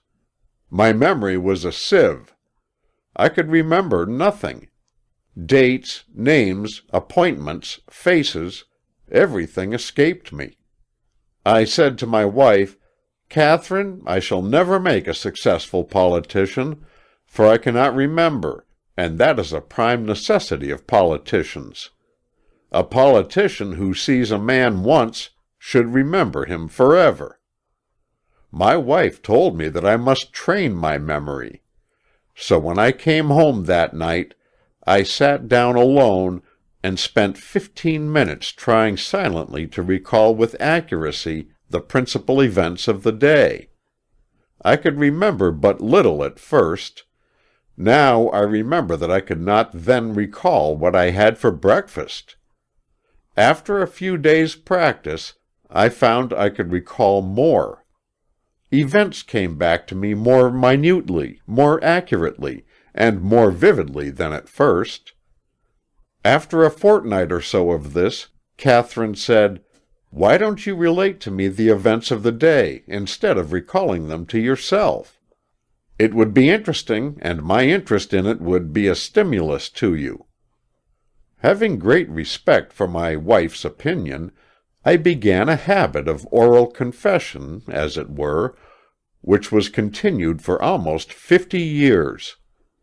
Every night, the last thing before retiring, I told her everything I could remember that had happened to me, or about me, during the day. I generally recalled the very dishes I had for breakfast, dinner, and tea, the people I had seen, and what they had said, the editorials I had written for my paper, giving her a brief abstract of them. I mentioned all the letters I had seen and received, and the very language used, as nearly as possible. When I had walked or ridden, I told her everything that had come within my observation. I found that I could say my lesson better and better every year, and instead of the practice growing irksome, it became a pleasure to go over again the events of the day. I am indebted to this discipline for a memory of unusual tenacity, and I recommend the practice to all who wish to store up facts, or expect to have much to do with influencing men. The careful student, after reading these words of Thurlow Weed, will see that in them he has not only given a method of recalling the particular class of occurrences mentioned in this lesson, but has also pointed out a way whereby the entire field of memory may be trained and developed. The habit of reviewing and telling the things that one perceives, does, and thinks during the day naturally sharpens the powers of future observation, attention, and perception. If you are witnessing a thing which you know that you will be called upon to describe to another person, you will instinctively apply your attention to it. The knowledge that you will be called upon for a description of a thing will give the zest of interest or necessity to it, which may be lacking otherwise. If you will sense things with the knowledge that you will be called upon to tell of them later on, you will give the interest and attention that go to make sharp, clear, and deep impressions on the memory. In this case, the seeing and hearing has a meaning to you, and a purpose. In addition to this, the work of review establishes a desirable habit of mind. If you don't care to relate the occurrences to another person, learn to tell them to yourself in the evening. Play the part yourself. There is a valuable secret of memory embedded in this chapter, if you are wise enough to apply it. Chapter 17. How to Remember Facts. In speaking of this phase of memory, we use the word fact in the sense of an ascertained item of knowledge, rather than in the sense of a happening, etc. In this sense, the memory of facts is the ability to store away and recollect items of knowledge bearing upon some particular thing under consideration.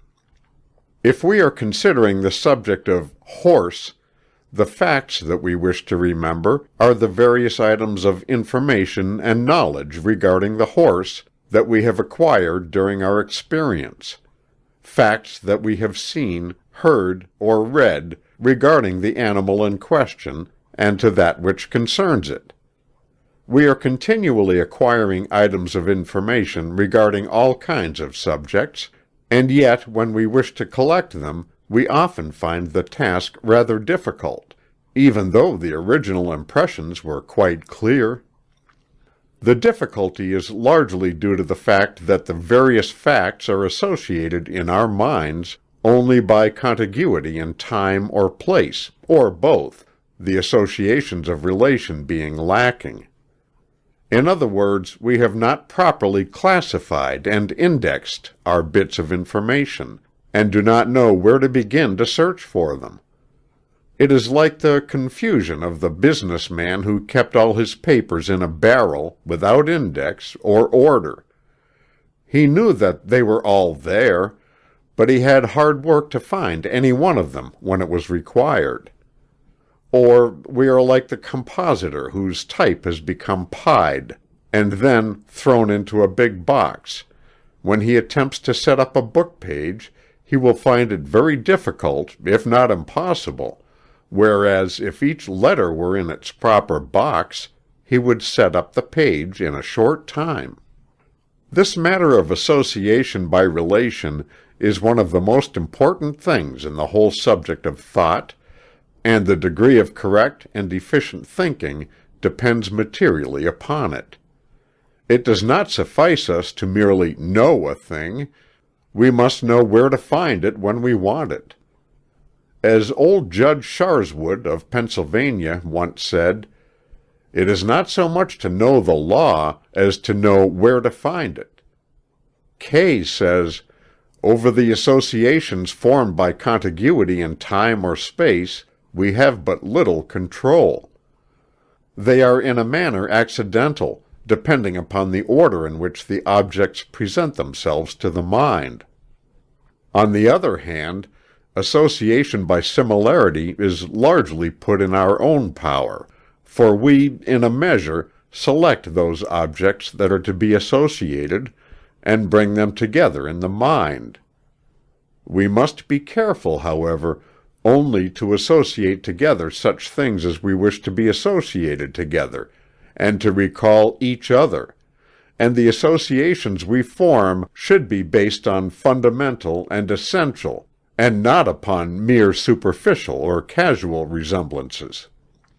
When things are associated by their accidental, and not by their essential qualities, by their superficial and not by their fundamental relations, they will not be available when wanted, and will be of little real use.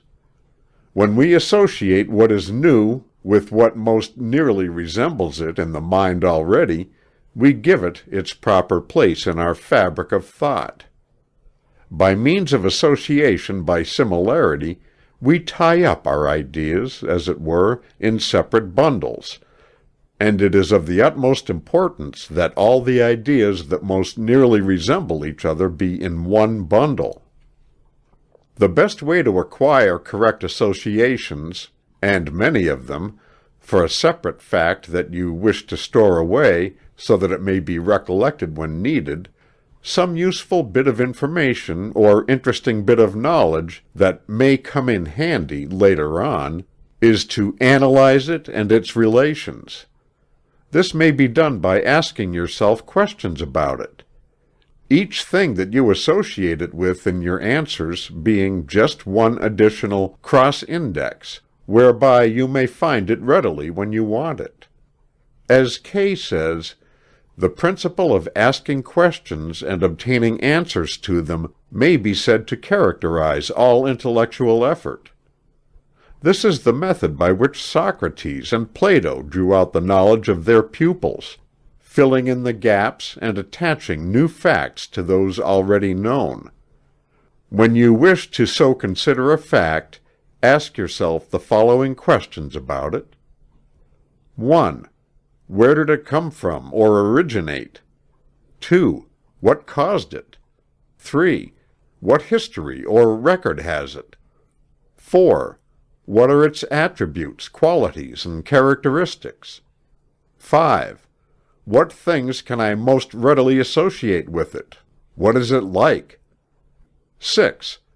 What is it good for? How may it be used? What can I do with it?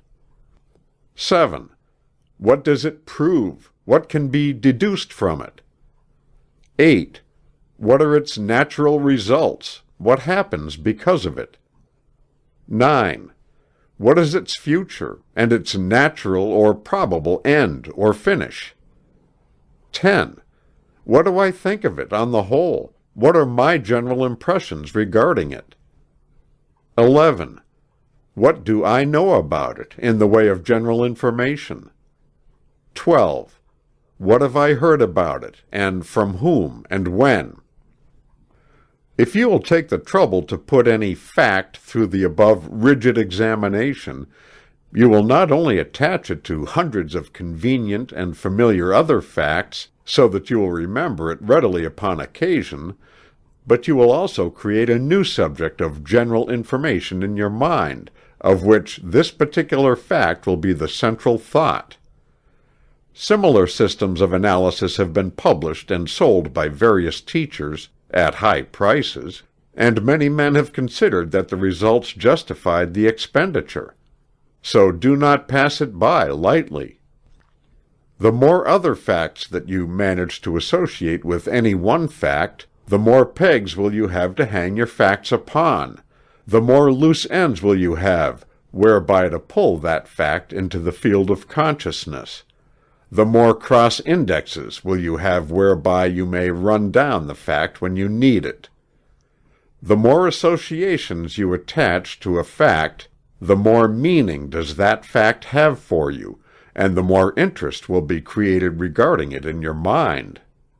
Moreover, by so doing, you make very probable the automatic or involuntary recollection of that fact, when you are thinking of some of its associated subjects.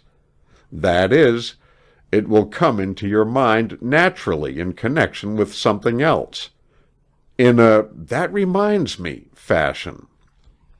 And the oftener that you are involuntarily reminded of it, the clearer and deeper does its impression become on the records of your memory. The oftener you use a fact, the easier does it become to recall it when needed. The favorite pen of a man is always at his hand in a remembered position, while the less used eraser or similar thing has to be searched for, often without success. And the more associations that you bestow upon a fact, the oftener it is likely to be used. Another point to be remembered is that the future association of a fact depends very much upon your system of filing away facts. If you will think of this when endeavoring to store away a fact for future reference, you will be very apt to find the best mental pigeonhole for it. File it away with the thing it most resembles, or to which it has the most familiar relationship. The child does this involuntarily. It is nature's own way. For instance, the child sees a zebra. It files away that animal as a donkey with stripes, a giraffe as a long-necked horse, a camel as a horse with long crooked legs, long neck, and humps on its back. The child always attaches its new knowledge or fact onto some familiar fact or bit of knowledge. Sometimes the result is startling, but the child remembers by means of it nevertheless. The grown-up children will do well to build similar connecting links of memory. Attach the new things to some old familiar thing. It is easy when you once have the knack of it. The table of questions given a little farther back will bring to mind many connecting links. Use them. If you need any proof of the importance of association by relation and of the laws governing its action, you have but to recall the ordinary train of thought or train of images in the mind, of which we become conscious when we are daydreaming or indulging in reverie, or even in general thought regarding any subject. You will see that every mental image or idea or recollection is associated with and connected to the preceding thought and the one following it. It is a chain that is endless until something breaks into the subject from outside. A fact flashes into your mind, apparently from space and without any reference to anything else. In such cases, you will find that it occurs either because you had previously set your subconscious mentality at work upon some problem, or bit of recollection, and the flash was the belated and delayed result, or else that the fact came into your mind because of its association with some other fact, which in turn came from a precedent one, and so on. You hear a distant railroad whistle, and you think of a train, then of a journey, then of some distant place, then of someone in that place, then of some event in the life of that person, then of a similar event in the life of another person, then of that other person, then of his or her brother, then of that brother's last business venture, then of that business, then of some other business resembling it, then of some people in that other business, then of their dealings with a man you know, then of the fact that another man of a similar name to the last man owes you some money, then of your determination to get that money. Then you make a memorandum to place the claim in the hands of a lawyer to see whether it cannot be collected now, although the man was execution-proof last year. From distant locomotive whistle to the possible collection of the account. And yet, the links forgotten, the man will say that he just happened to think of the debtor, or that it somehow flashed right into my mind, etc. But it was nothing but the law of association, that's all. Moreover, you will now find that whenever you hear mentioned the term association of mental ideas, etc., you will remember the above illustration, or part of it. We have forged a new link in the chain of association for you, and years from now it will appear in your thoughts. Chapter 18. How to Remember Words, etc. In a preceding chapter, we gave a number of instances of persons who had highly developed their memory of words, sentences, etc. History is full of instances of this kind. The moderns fall far behind the ancients in this respect, probably because there does not exist the present necessity for the feats of memory which were once accepted as commonplace and not out of the ordinary. Among ancient people, when printing was unknown and manuscripts scarce and valuable, it was the common custom of the people to learn by heart the various sacred teachings of their respective religions. The sacred books of the Hindus were transmitted in this way, and it was a common thing among the Hebrews to be able to recite the books of Moses and the prophets entirely from memory. Even to this day, the faithful Mohammedans are taught to commit the entire Koran to memory, and investigation reveals, always, that there has been used the identical process of committing these sacred books to memory and recalling them at will, the natural method, instead of an artificial one. And therefore we shall devote this chapter solely to this method, whereby poems or prose may be committed to memory and recalled readily. This natural method of memorizing words, sentences, or verses is no royal road. It is a system which must be mastered by steady work and faithful review. One must start at the beginning and work his way up. But the result of such work will astonish anyone not familiar with it. It is the very same method that the Hindus, Hebrews, Mohammedans, Norsemen, and the rest of the races memorized their thousands of verses and hundreds of chapters of the sacred books of their people. It is the method of the successful actor and the popular elocutionist, not to mention those speakers who carefully commit to memory their impromptu addresses and extemporaneous speeches. This natural system of memorizing is based upon the principle which has already been alluded to in this book, and by which every child learns its alphabet and its multiplication table, as well as the little piece that it recites for the entertainment of its fond parents and the bored friends of the family. That principle consists of the learning of one line at a time, and reviewing that line, then learning a second line and reviewing that, and then reviewing the two lines together, and so on, each edition being reviewed in connection with those that went before. The child that learns the sound of A, then it learns B, then it associates the sound of A, B in its first review.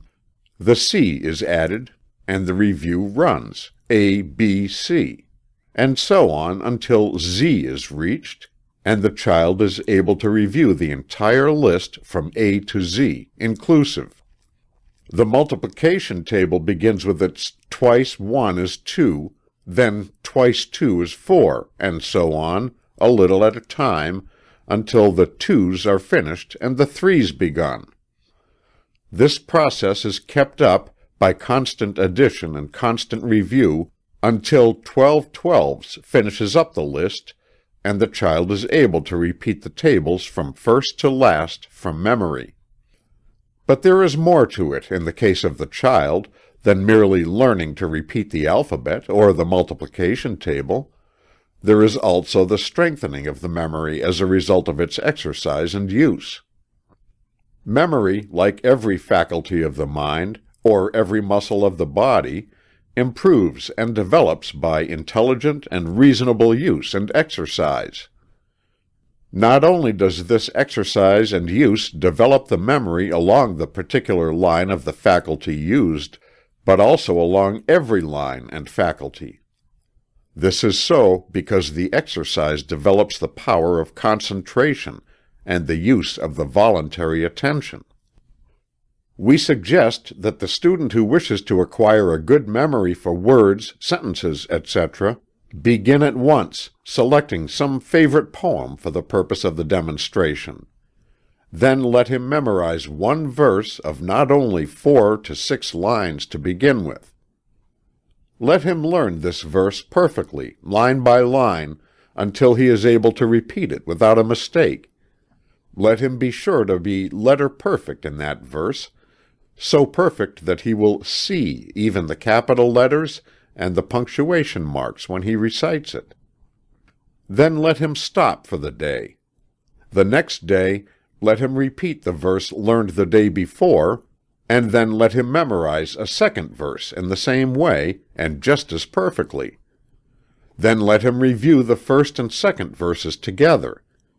This addition of the second verse to the first verse serves to weld the two together by association, and each review of them together serves to add a little bit to the weld, until they become joined in the mind, as are A, B, C. The third day, let him learn a third verse in the same way, and then review the 3.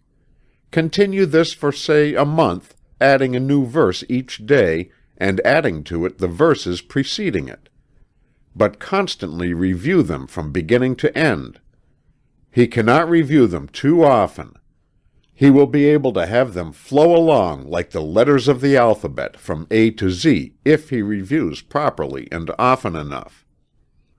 Then, if he can spare the time, let him begin the second month by learning 2 verses each day, and adding to those that precede them with constant and faithful reviews. He will find that he can memorize 2 verses in the second month as easily as he did the 1 verse in the first month. His memory has been trained to this extent, and so he may proceed from month to month, adding an extra verse to his daily task, until he is unable to spare the time for all the work, or until he feels satisfied with what he has accomplished. Let him use moderation and not try to become a phenomenon. Let him avoid overstraining. After he has memorized the entire poem, let him start with a new one, but not forget to revive the old one at frequent intervals. If he finds it impossible to add the necessary number of new verses by reasons of other occupation, etc., let him not fail to keep up his review work. The exercise and review is more important than mere addition of so many new verses. Let him vary the verses or poems with prose selections. He will find the verses of the Bible very well adapted for such exercise, as they lend themselves easily to registration in the memory. Shakespeare may be used to advantage in this work. the Rubaiyat of Omar Khayyam, or The Lady of the Lake by Scott, or the Song Celestial or Light of Asia, both by Edwin Arnold, will be found to be well adapted to this system of memorizing, the verses of each being apt to stick in the memory, and each poem being sufficiently long to satisfy the requirements of even the most ambitious student. To look at the complete poem, any of those mentioned, it would seem almost impossible that one would ever be able to memorize and recite it from beginning to end, letter perfect. But on the principle of the continual dripping of water wearing away the stone, or the snowball increasing at each roll, this practice of a little being associated to what he already has will soon allow him to accumulate a wonderfully large store of memorized verses, poems, recitations, etc. It is an actual demonstration of the catchy words of the popular song which informs one that every little bit added to what you've got makes just a little bit more. After he has acquired quite a large assortment of memorized selections, he will find it impossible to review them all at one time, but he should be sure to review them all at intervals, no matter how many days may elapse between each review. The student who has familiarized himself with the principles upon which memory depends, as given in the preceding chapters, will at once see that the three principles of attention, association, and repetition are employed in the natural method herein recommended. Attention must be given in order to memorize each verse in the first place. Association is employed in the relationship created between the old verses and the new ones, and repetition is employed by the frequent reviewing, which serves to deepen the memory impression each time the poem is repeated. Moreover, the principle of interest is invoked in the gradual progress made, and the accomplishment of what at first seemed to be an impossible task. The game element is thus supplied, which serves as an incentive. These combined principles render this method an ideal one, and it is not to be wondered that the race has so recognized it from the earliest times. Chapter 19. How to remember books, plays, tales, etc. In the preceding chapters we have given you suggestions for the development of the principal forms of memory. But there are still other phases or forms of memory which, while coming under the general classification, may be still considered as worthy of special consideration. For instance, there may be suggestions given regarding the memorization of the contents of the books you read, the stories you hear, etc., and so we have thought it advisable to devote one chapter to a consideration of these various phases of memory that have been left out of the other chapters. Many of us fail to remember the important things in the books we read, and are often mortified by our ignorance regarding the contents of the works of leading authors, or of popular novels, which, although we have read, we have failed to impress upon the records of our memory. Of course, we must begin by reminding you of the ever-present necessity of interest and attention. We cannot escape from these principles of the memory. The trouble with the majority of people is that they read books to kill time, as a sort of mental narcotic or anesthetic, instead of for the purpose of obtaining something of interest from them. By this course, we not only lose all that may be of importance or value in the book, but also acquire the habit of careless reading and inattention. The prevalence of the habit of reading many newspapers and trashy novels is responsible for the apparent inability of many persons to intelligently absorb and remember the contents of a book worth while when they do happen to take up such a one. But still, even the most careless reader may improve himself and cure the habit of inattention and careless reading. Noah Porter says, "We have not read an author till we have seen his object, whatever it may be, as he saw it. Also, read with attention, This is the rule that takes precedence of all others. It stands instead of a score of minor directions. Indeed, it comprehends them all, and is the golden rule. The page should be read as if it were never to be seen a second time. The mental eye should be fixed as if there were no other object to think of. The memory should grasp the facts like a vice. The impressions should be distinctly and sharply received. It is not necessary, nor is it advisable, to attempt to memorize the text of a book, excepting, perhaps, a few passages that may seem worthy to be treasured up word for word. The principal thing to be remembered about a book is its meaning, what it is about. Then may follow the general outline and the details of the story, essay, treatise, or whatever it may be. The question that should be asked oneself, after the book is completed, or after the completion of some particular part of the book, is, what was the writer's idea? What did he wish to say? Get the idea of the writer. By taking this mental attitude, you practically place yourself in the place of the writer, and thus take part in the idea of the book. You thus view it from the inside rather than from the outside. You place yourself at the center of the thing instead of upon its circumference. If the book be a history, biography, autobiography, narrative, or story of fact or fiction, you will find it of value to visualize its occurrences as the story unfolds. That is, endeavor to form at least a faint mental picture of the events related, so that you can see them in your mind's eye or imagination. Use your imagination in connection with the mechanical reading.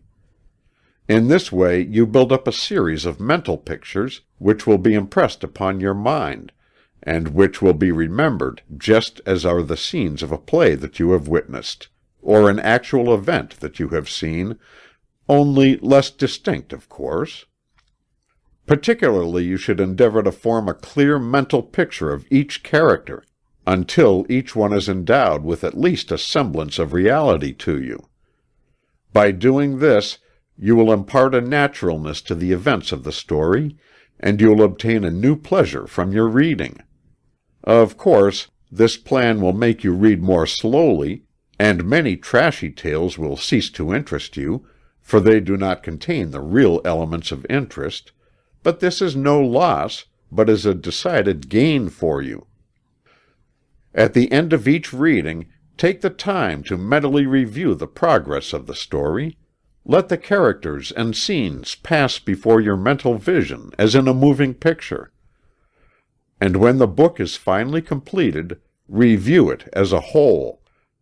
By following this course, you will not only acquire the habit of easily remembering the tales and books that you have read, but will also obtain much pleasure by rereading favorite stories in your imagination years after.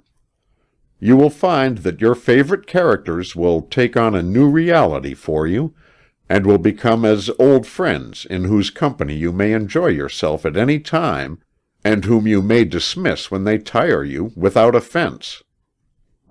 In the case of scientific treatises, essays, etc., you may follow a similar plan by dividing the work into small sections and mentally reviewing the thought, not the words, of each section until you make it your own, and then, by adding new sections to your review, you may gradually absorb and master the entire work. All this requires time, work, and patience, but you will be repaid for your expenditure.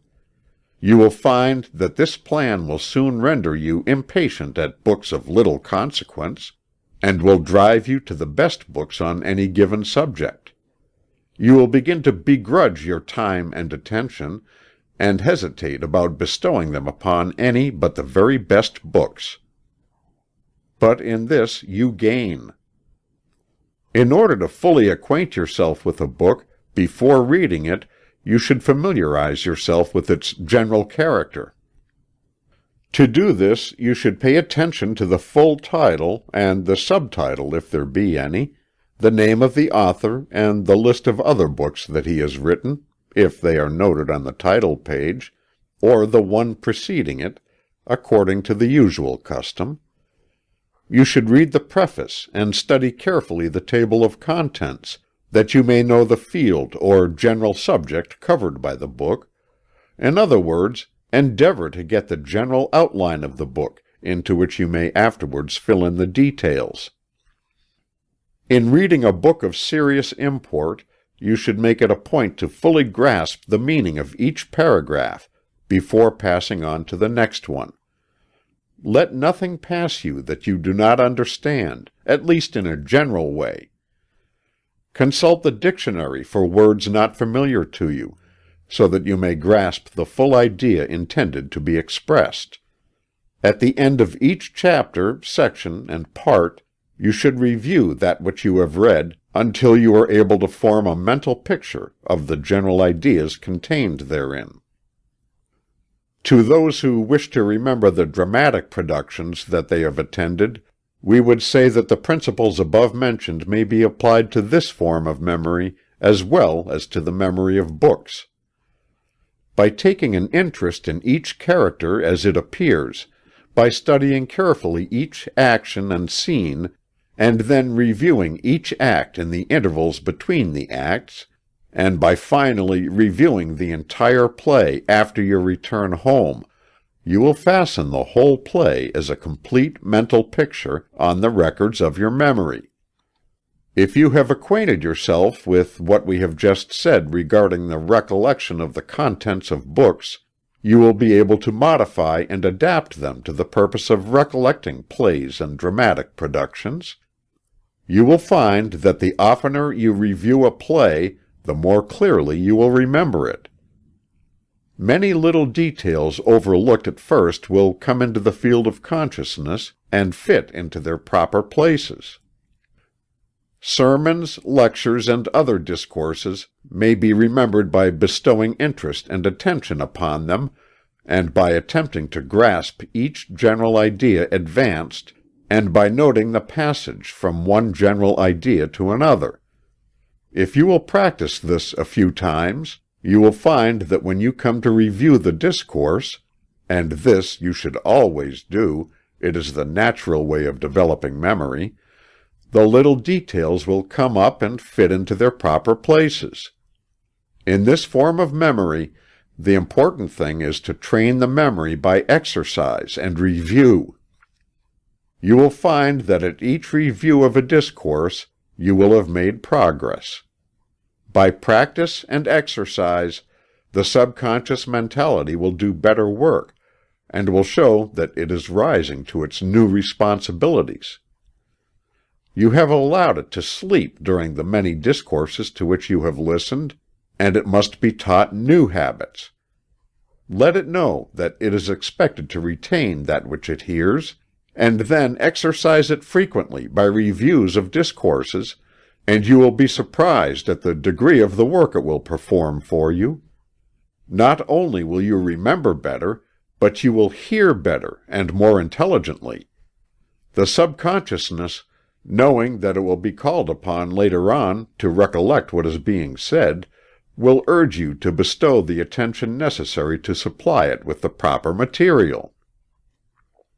To those who have had trouble in remembering discourses, we urge that they should begin to attend lectures and other forms of discourse, with the distinct purpose of developing that form of memory. Give to the subconscious mentality the positive command that it shall attend to what is being said, and shall record the same in such a way that when you review the discourse afterward, you will be presented with a good synopsis or syllabus of it. You should avoid any attempt to memorize the words of the discourse, your purpose being to absorb and record the ideas and general thoughts expressed.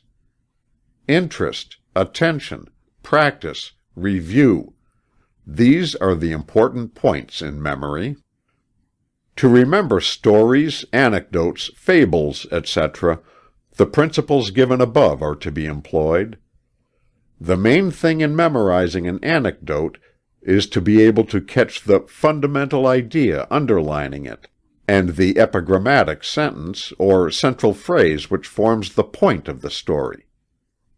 Be sure that you catch these perfectly, and then commit the point to memory. If necessary, make a memorandum of the point, until you have opportunity to review the story in your mind. Then carefully review it mentally, letting the mental image of the idea pass before you in review, and then repeating it to yourself in your own words. By rehearsing and reviewing the story, you make it your own and will be able to relate it afterward just as you would something that you had actually experienced. So true is this principle that when carried too far, it endows the story with a false sense of actuality. Who has not known men who told a story so often that they came actually to believe it themselves? Do not carry the principle to this extreme, but use it in moderation. The trouble with many men is that they attempt to repeat a tale long after they have heard it, without reviewing or rehearsing in the meantime. Consequently, they omit many important points, because they have failed to impress the story as a whole upon the memory. In order to know an anecdote properly, one should be able to see its characters and incidents, just as he does when he sees an illustrated joke in a comic paper. If you can make a mental picture of an anecdote, you will be apt to remember it with ease. The noted storytellers review and rehearse their jokes, and have been known to try them on their unsuspecting friends in order to get the benefit of practice before relating them in public. This practice has been called by flippant people trying it on the dog.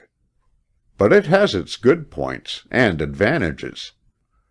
It at least saves one the mortification of being compelled to finish up a long drawn-out tale by, I'm afraid I've forgotten just how that story ended, but it was a good one. Chapter 20. General Instructions. In this chapter, we shall call your attention to certain of the general principles already mentioned in the preceding chapters, for the purpose of further impressing them upon your mind, and in order that you may be able to think of and to consider them independent of the details of the special phases of memory. This chapter may be considered in the nature of a general review of certain fundamental principles mentioned in the body of the work. Point 1. Give to the things that you wish to memorize as great a degree of concentrated attention as possible. We have explained the reason for this advice in many places in the book. The degree of concentrated attention bestowed upon the object under consideration determines the strength, clearness, and depth of the impression received and stored away in the subconsciousness. The character of these stored away impressions determines the degree of ease in remembrance and recollection. Point 2.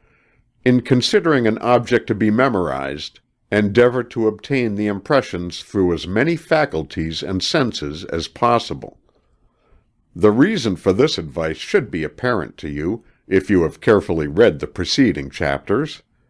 An impression received through both sound and sight is doubly as strong as one received through but one of these channels. You may remember a name or word either by having seen it in writing or print, or else by reason of having heard it. But if you have both seen and heard it, you have a double impression, and possess two possible ways of reviving the impression. You are able to remember an orange by reason of having seen it, smelt it, felt it, and tasted it, and having heard its name pronounced. Endeavor to know a thing from as many sense impressions as possible. Use the eye to assist ear impressions, and the ear to assist in eye impressions. See the thing from as many angles as possible. Point 3. Sense impressions may be strengthened by exercising the particular faculty through which the weak impressions are received. You will find that either your eye memory is better than your ear memory, or vice versa. The remedy lies in exercising the weaker faculty so as to bring it up to the standard of the stronger. The chapters of eye and ear training will help you along these lines. The same rule applies to the several phases of memory. Develop the weak ones, and the strong ones will take care of themselves. The only way to develop a sense or faculty is to intelligently train, exercise, and use it. Use, exercise, and practice will work miracles in this direction. Point 4. Make your first impression strong and firm enough to serve as a basis for subsequent ones. Get into the habit of fixing a clear, strong impression of a thing to be considered from the first. Otherwise, you are trying to build up a large structure upon a poor foundation. Each time you revive an impression, you deepen it, but if you have only a dim impression to begin with, the deepened impressions will not include details omitted in the first one. It is like taking a good sharp negative of a picture that you intend to enlarge afterward. The details lacking in the small picture will not appear in the enlargement, but those that do appear in the small one will be enlarged with the picture. Point 5. Revive your impressions frequently and thus deepen them. You will know more of a picture by seeing it a few minutes every day for a week than you would by spending several hours before it at one time. So it is with the memory. By recalling an impression a number of times, you fix it indelibly in your mind in such a way that it may be readily found when needed. Such impressions are like favorite tools which you need every little while. They are not apt to be mislaid, as are those which are but seldom used. Use your imagination in going over a thing that you wish to remember.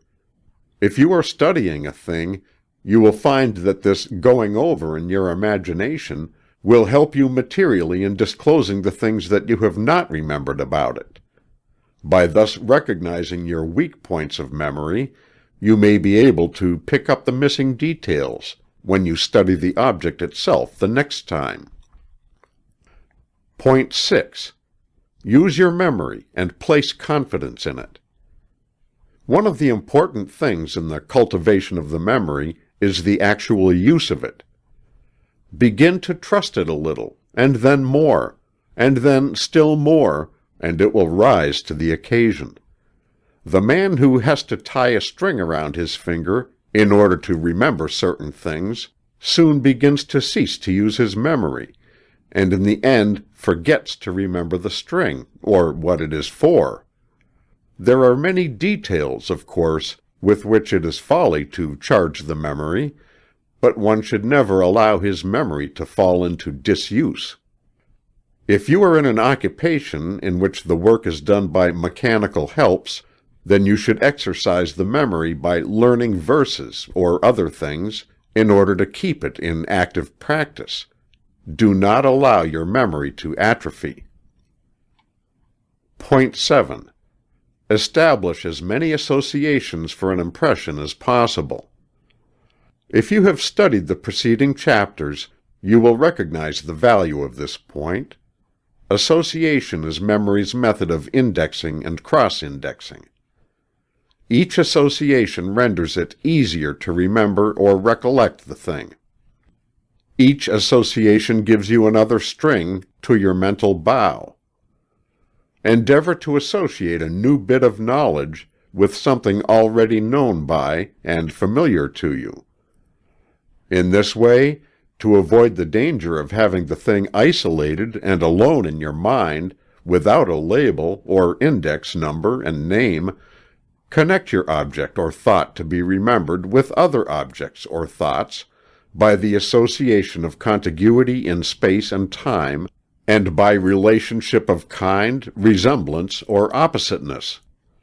Sometimes the latter is very useful, as in the case of the man who said that Smith reminds me so much of Brown. He's so different. You will often be able to remember a thing by remembering something else that happened at the same place or about the same time. These things give you the loose ends of recollection whereby you may unwind the ball of memory. In the same way, one is often able to recollect names by slowly running over the alphabet with a pencil until the sight of the capital first letter of the name brings the memory of those following it. This, however, only when the name has previously been memorized by sight. In the same way, the first few notes of a musical selection will enable you to remember the whole air, or the first words of a sentence, the entire speech or selection following it. In trying to remember a thing which has escaped you, you will find it helpful to think of something associated with that thing, even remotely. A little practice will enable you to recollect the thing along the lines of the faintest association or clue. Some men are adept memory detectives, following this plan. The loose end in memory is all the expert requires. Any associations furnish these loose ends. An interesting and important fact to remember in this connection is that if you have some one thing that tends to escape your memory, you may counteract the trouble by noting the associated things that have previously served to bring it into mind with you. The associated thing, once noted, may thereafter be used as a loose end with which to unwind the elusive fact or impression. This idea of association is quite fascinating when you begin to employ it in your memory exercises and work. And you will find many little methods of using it. But always use natural association, and avoid the temptation of endeavoring to tie your memory up with the red tape of the artificial systems. Point 8. Group your impressions. This is but a form of association, but is very important. If you can arrange your bits of knowledge and fact into logical groups, you will always be master of your subject. By associating your knowledge with other knowledge along the same general lines, both by resemblances and by opposites, you will be able to find what you need just when you need it. Napoleon Bonaparte had a mind trained along these lines. He said that his memory was like a large case of small drawers and pigeonholes, in which he filed his information according to its kind. In order to do this, he used the methods mentioned in this book of comparing the new thing with the old ones, and then deciding into which group it naturally fitted. This is largely a matter of practice and knack, but it may be acquired by a little thought and care, aided by practice. And it will repay one well for the trouble in acquiring it. The following table will be found useful in classifying objects, ideas, facts, etc., so as to correlate and associate them with other facts of a like kind. The table is to be used in the line of questions addressed to oneself regarding the thing under consideration. It somewhat resembles the table of questions given in Chapter 17 of this book, but has the advantage of brevity. Memorize this table and use it. You will be delighted at the results after you have caught the knack of applying it. Query table. Ask yourself the following questions regarding the thing under consideration. It will draw out many bits of information and associated knowledge in your mind. 1. What? 2. Whence? 3. Where? 4. When? 5. How? 6. Why? 7. Whither? While the above 7 queries are given you as a means of acquiring clear impressions and associations, they will also serve as a magic key to knowledge, if you use them intelligently. If you can answer these questions regarding anything, you will know a great deal about that particular thing. And after you have answered them fully, there will be but little unexpressed knowledge regarding that thing left in your memory. Try them on one thing.